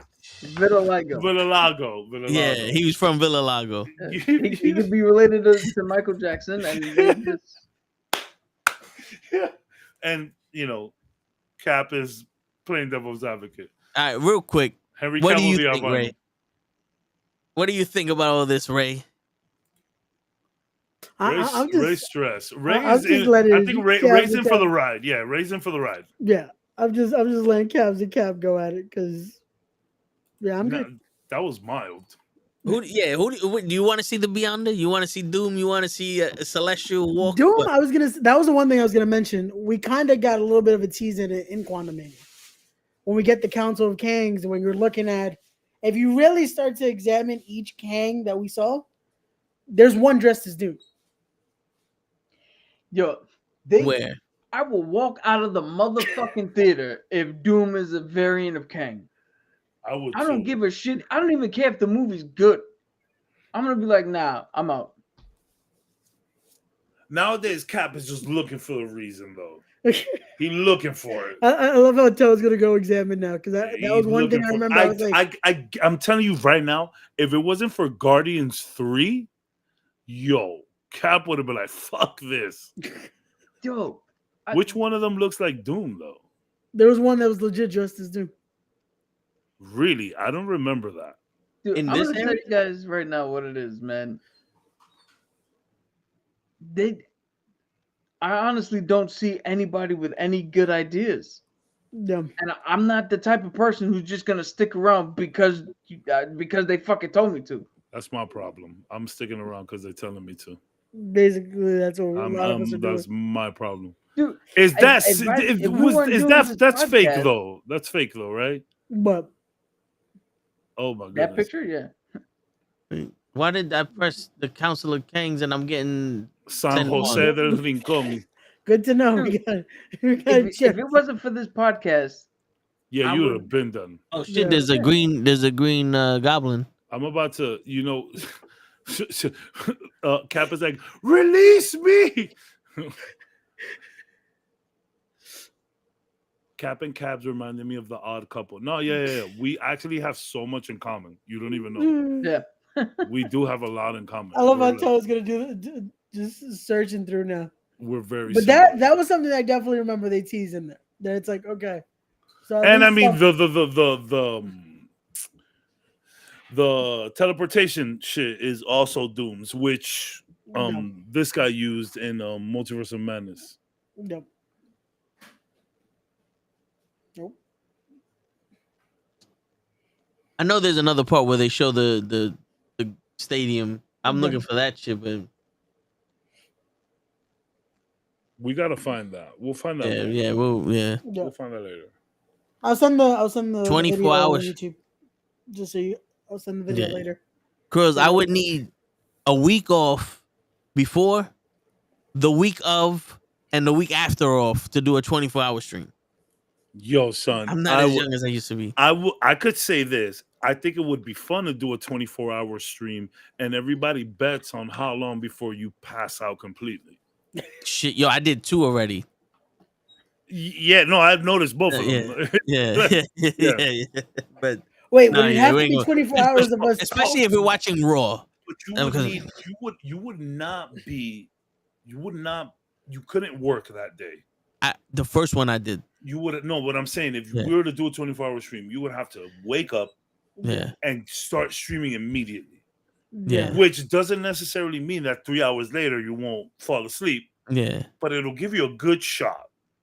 Yeah. You got to wake up at 6 a.m. and to be able to hopefully end it the next day. At 6 yeah. Jesus. I don't think I could do a 24-hour stream. Like, I would need to like tag in, tag out for sure. That's what I'm saying though. What would that entail? 24 hours of just talking? I've done it. We Where would have to we like, played. play stuff. Yeah, we talk about played certain things. about 8 hours of video games, and then the rest of it was just us bullshitting. I was playing music. There was people coming on and off the fucking stream, and Yeah. it was just Because I feel like we could pull it off if we had like our cats. Like we could switch out. But yeah. one person doing it, nah, it's fucking Yeah. trying to kill yourself. To be honest, I think night to night. Anthony, hopefully we can start seeing that shit soon. Actually, like the next Fantastic Four, like I think Fantastic Four is going to answer a lot of questions. Yeah. To Quan, the both times I did it, it was night to night.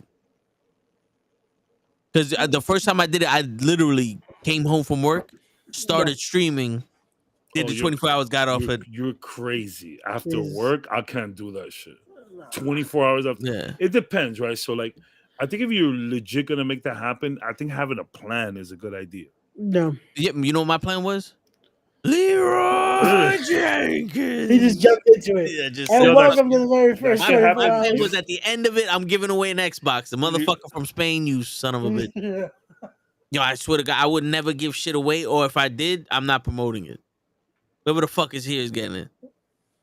Somebody got it who wasn't It really cost me more to send it to the motherfucker than it was for the Xbox. really. Yeah, and then he asked for more money because Customs wanted to charge shit. I said, nah. I told him straight, I was like, yo, listen, if you can't afford to take it from Customs, send that shit back to me.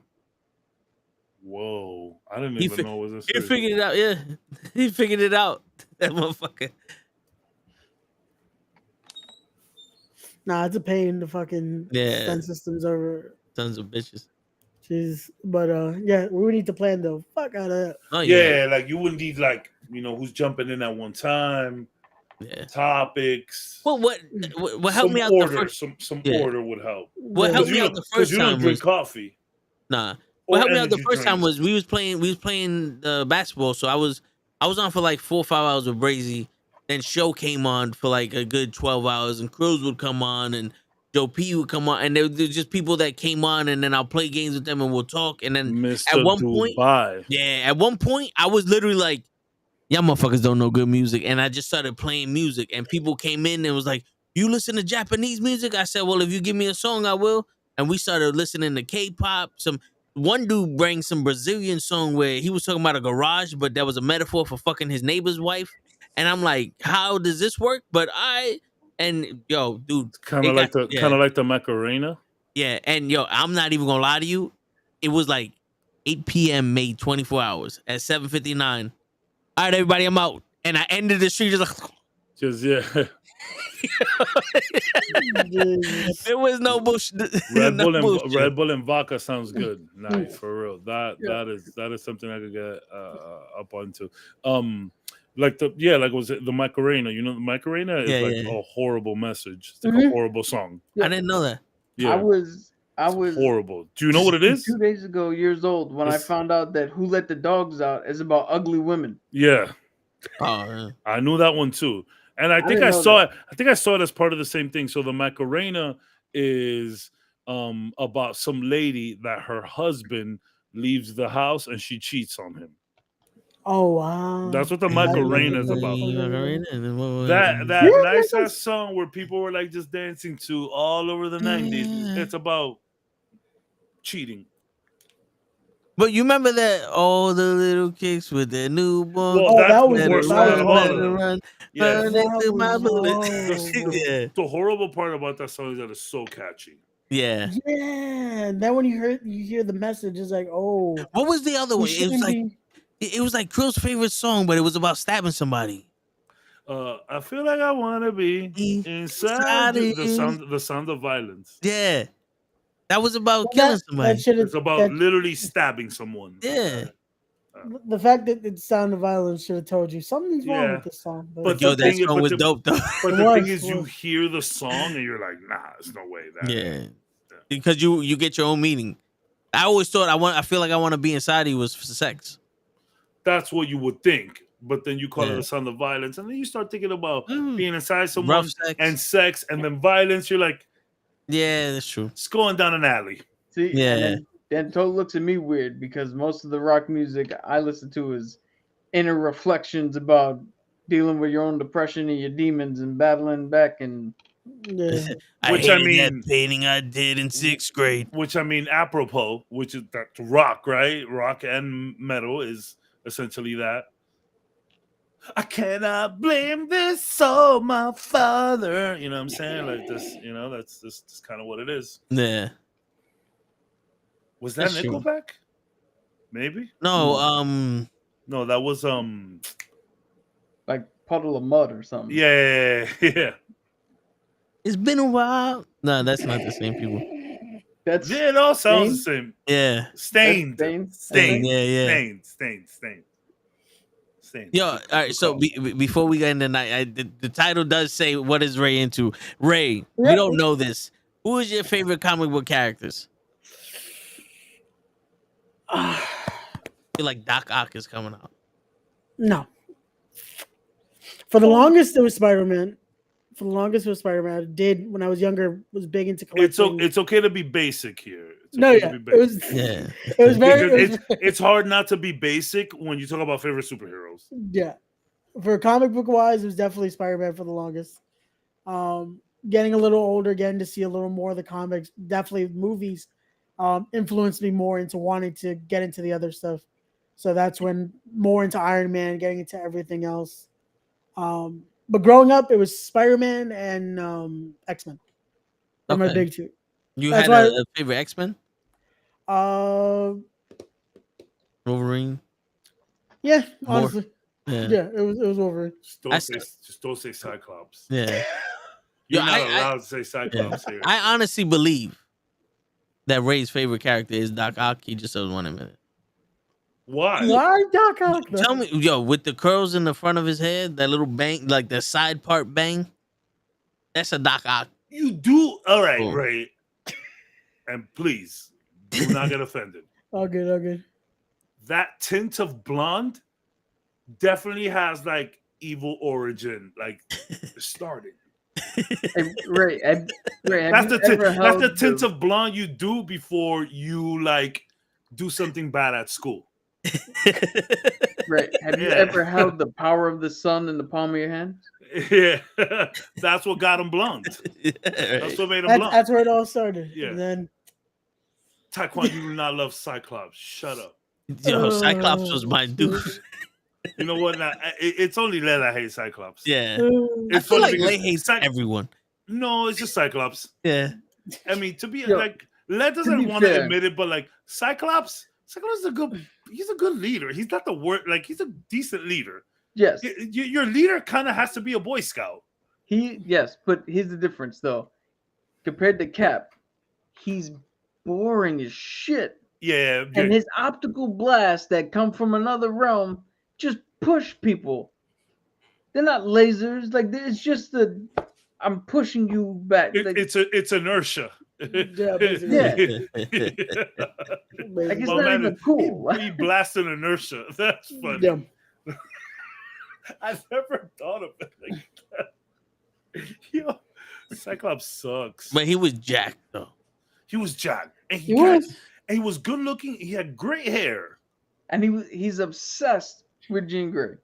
So was Wolverine. So was Wolverine. Yeah. But Wolverine just couldn't remember why. Did Wolverine have great hair? Is that great hair? Do we consider the Equin Suorcha? Is that you great said hair? Great. I thought you said gray. I was like, No, great. Oh, Cyclops okay. had great hair. He had No. good hair. I'm gonna Yeah. say Wolverine didn't have great hair. He didn't, right? I just think he had lazy fucking artists who were like, well, let me just put it the same way as the mask, so I don't have to change it. So I that have to way you don't animate get that much. confused who he is without the mask. Yeah. Like Bruce Wayne if he had the It's bat a ears. silhouette. That's what it is. I don't think it was great either. I was more into the sideburns than I was the actual hair. Yeah. All right, so It's the same right, thing who's like Guile. Guile doesn't have great hair. That's just stupid. no, yeah. Yeah, it's just the artistry. Yeah. Right. That would never fly in the military. His fucking flat. It wouldn't fly in the military. It wouldn't. But I mean, Correct it's me if not I'm bad. wrong. It's not Guile. bad. It's not bad. Like you Is gotta Guile give him. Air Force? He's Air I think Force. so. Yeah. You No gotta give him. wonder. You gotta give him props.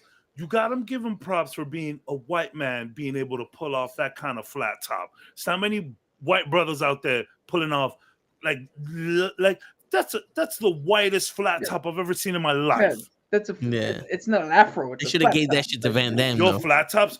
Oh, you don't think flat tops? You can't have just good like Jonathan Taylor Thomas cannot get a flat top.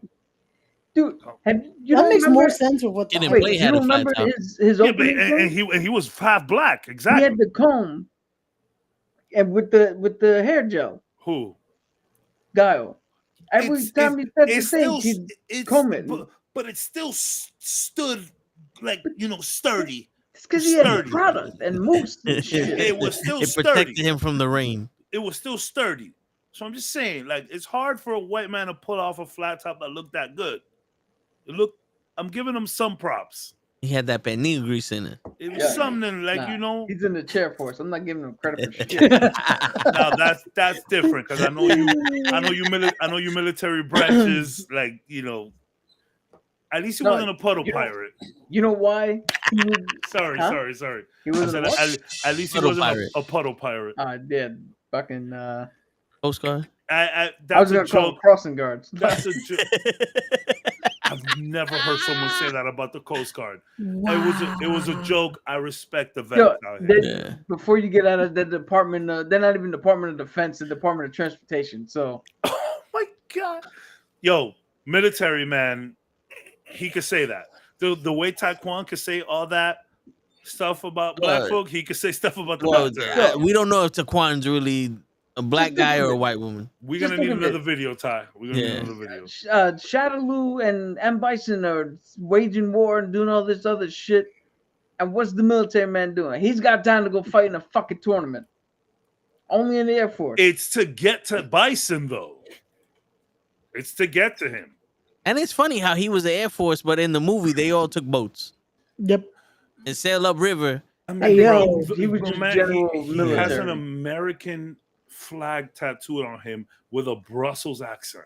Yep. Hold on. We don't I gotta- question. I gotta we don't question the defend. movie. I gotta defend Cocaine Van Damme here. No, I love him, but I'm just What's saying. more American Than an accent? than a foreigner who came here and now loves this country so much he was willing to tattoo it and go defend it? Not for Guile. For anybody else, sure. Just not for Guile. I mean, unless Arnold Schwarzenegger played Guile. Which, I mean, is it that off?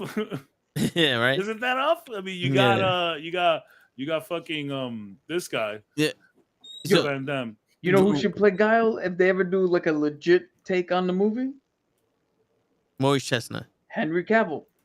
Now that's a Guile. At this point, we're just gonna put Henry Cavill and everything. Henry Cavill and Ryan Gosling need to do a movie together. Get it done, Cavs. Where they're just every superhero all at once.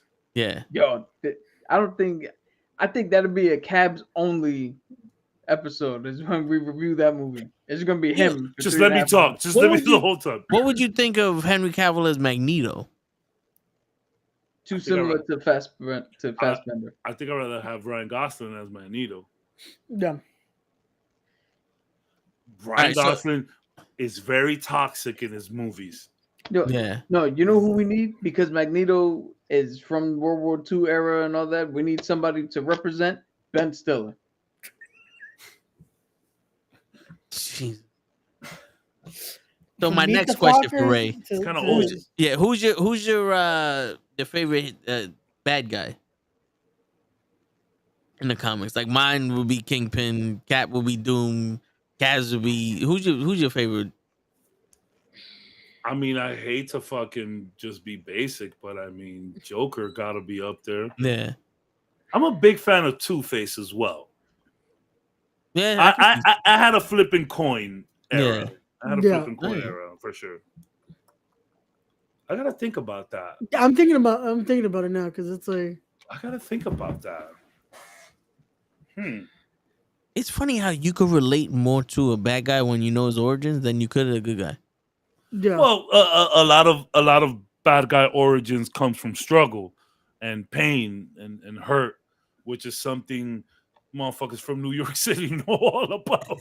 You know what I'm saying? So I read a meme one time that said, you know, it said New York dudes was dead ass walking to school with a coffee and a donut. We was destined to be stressed. Yo, Yo, we was like, yo, son, we was like in high school. We was like 13, 14, just sipping coffee, smoking cigarettes, eating bear claws, just mad stressed out. That's what that meme sent me, bro. Yeah. That's just so true. You know you're a professional when you drink the coffee like this. Facts. You hold the cup like this. Facts. You don't even hold it by the side. You just do like this shit. Facts. the more I look at it, I don't want to be. I guess Joker. Yeah. Because I'm legit looking at my collection too. Because I'm like, who have I like always resonated with? It was always Joker. So yeah. Don't worry. Bane. These are always basic answers. Don't worry about it. Unless you're Cap. Cap is gonna tell you something from some obscure comic from 1963. Yo, but not for nothing though. If you actually get into the origin of Doom, he is a fucking dope character. No. That's insane. Yeah. Insane. And a lot of these origins for the bad guys are deeper than the ones for the good guys. The ones for the good guys are always a stupid mistake. Yeah. Well, It's a stupid mistake. You know they what it stumbled is? onto something. It's because in order for somebody to have a circumstance put on them and then rise to the occasion, the circumstance has to be met with an opportunity. Facts. Yes, great point. But in order for the villain to come out, that opportunity has to be met with an obstacle. So when Dr. Doom has his shit, oh, Reed is smarter, this is happening, he lost this. He had the world in his eyes, the world was against him. So he needed to do something to strike out. Whereas Reed Richards, nobody's against Reed. Yeah. The easiest thing for Reed to do was, well, I'm already trying to do good for humanity, so I can use these powers for good. Superman, I'm already stronger than everybody else. There's no adversity, Yep. and my parents raised me to be good. Yep. But Lex Luthor, everything, even though he built his own empire up, he ran into the man of tomorrow, the man who can't be stopped. And now, no matter how smart he is, there's nothing he can do to fuck this guy up. So how do you fuck up this guy? You gotta fuck up everybody around him. Bad guy. Gotcha. Venom, Eddie Brock. Same situation as Spider-Man, but he had the shit end of the stick where Spider-Man didn't. So he turned. I'm also a big Omega Red fan. Ah, Not one of the biggest villains out there, Yeah. but I think I've spoken about Omega Red before, and I forgot who was it Yeah. that said it. I think it was Anthony that said an Omega Red movie would be kind of lit. yeah, it would be. That was when Le and Cap left us here alone, and we was handling questions nasty. Yeah. We Word. did great that day. We did really Word. good that day. I'm pretty sure I was Word. working a double that day. Yeah, we're Yes. gonna double that day. And Le, I forgot what Le was doing, but they left us here, bro. They left the kids alone, bro. We handled it. Yo, Yeah. how come when you guys are alone, you handle questions nicely, but when you leave me and Toe alone, we out here fist fighting each other? You guys are brothers. That's why. Duh. I'm just here in the middle, just like. Ray, you, guys Ray, are, you guys are brothers. Ray's a commentator. He's not a ref. Yeah. You guys are I'm just fucking like, brothers. I Like, wasn't trained to break this up right now. that's brother shit. Oh shit! Any more questions? Tom? We're getting into war talk. Yeah. And Yo, on that note, Well, Yeah. that's the one thing about the X-Men, that they represented a lot of races. They represented a lot of races and the Yes. fucking issues with racism. Not You only should- just black and white, but also with the Jews and the commies. you should watch the episode that we did with the writers and the writers of X-Men, the show. They spoke about that shit a lot. Yep. Yeah, they spoke about like race and that was Yeah. one of the best episodes we've done. That episode was so fun. Yo, yeah, that episode is like Full Metal Jacket. And for those who don't know, I don't know how it is in the civilian world, but in the military, after the boot camp scene, Yeah. they turn the movie off for us. Yeah. The credits roll up and we go home. As soon as they leave, you can cut the shit off. As soon as they leave, you can turn it off. Otherwise, you're gonna watch like another hour and a half of us just gushing. Geeking out. I think that's good stuff though. But yeah, yo, son, the minute they left, we're just geeking out. It was like I'm talking about 5 seconds after they left, and I'm like, like I'm just Yo, if we were all in the same room, yeah. that video would have been an hour and a half of us just high-fiving each other. Yeah, hugging and shit. Yeah. And they talk about that a lot, you know, the racial impact and everything that went into, you know, carefully crafting these characters to jump on the screen. Because obviously someone had already written X-Men, but to put that on the screen, which to be honest, like you could write a comic book about this, but to put it on a screen, you know, a kids cartoon. Try to get that shit reaching millions. Try to get that shit vindicated and shit. Like that's tough for them to do, and they knocked it out of the park. And I asked them about that. One of the main things I asked, like, how'd you guys like do that? It's a good episode. You check that shit out. Yeah, you gotta find it, but it's a good episode. Yeah, for real. But on that note, my last question for you, Ray, is: Okay. do you like your grits creamy, regular, or al dente? And on that note, because that's how you start a you war. ate grits before. Grits I have, can but never. that's how you start a war. Grits shouldn't be al dente, ever. We in New York. We ain't in the South. We make them out of the fuck we want. Listen, you know where Pasta, that no, even in New York, I'm fine with creamy grits. pasta can be al dente. Grits can't be al dente because five- you will break your teeth. 5 points if you could tell me what movie is that from. Damn, it's taking y'all too long. I don't know. Yeah. I just thought that was a general. Jesus, my cousin Vinny. Here's another clue. Do the laws of physics cease to exist on your stove? Damn, that's my favorite movie too. I know this. I'm just gonna fucking. I know it. I'm just. Joe just gave it away too. You didn't. Yeah. You didn't hear? Dead on balls accurate. Yeah. Mud in the tire, and she's an expert. She ain't never heard of no mud in the tire. Let's say Okay. you're a little deer. Okay. You see, that's what I'm saying. I know the movie. Yeah. That Yo, is my- not for I'm nothing. mad. That's my favorite movie. Not for nothing. I don't remember names. I don't remember a lot of shit. What is it? But my movies, I can almost say them shits word for word. What is a Ute? A what? Two youths. A you. And for What? anybody listening to the podcast later on, we're talking about my cousin Vinny. Yeah. Yep. Yo, but That's what I'm saying. One of my favorites, but it's just I just Yeah. didn't remember That that. movie My legit shit- made me my want to be shit a was- lawyer too. my shit was always Mrs. Riley and only And, Mrs. Riley. How many fingers am I holding up now? And everybody just did the like, what is she gonna say? I heard, I Oh. think we spoke about this before. I heard that when you go to law school, it's like they show that movie to you. No, yeah, that's Like, one it's of the. I it's get like- that. It's like one of the things. They're like, yo, no, this is actually like the closest depiction to a court office that you will see.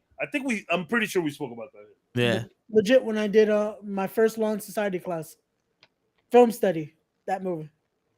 Shit. Fucking Yeah. Oh, Ray's a excellent lawyer. movie. Look at that. He's a lot of things. This is why I was trying to get to know what Ray was into. Cheese grits are really good.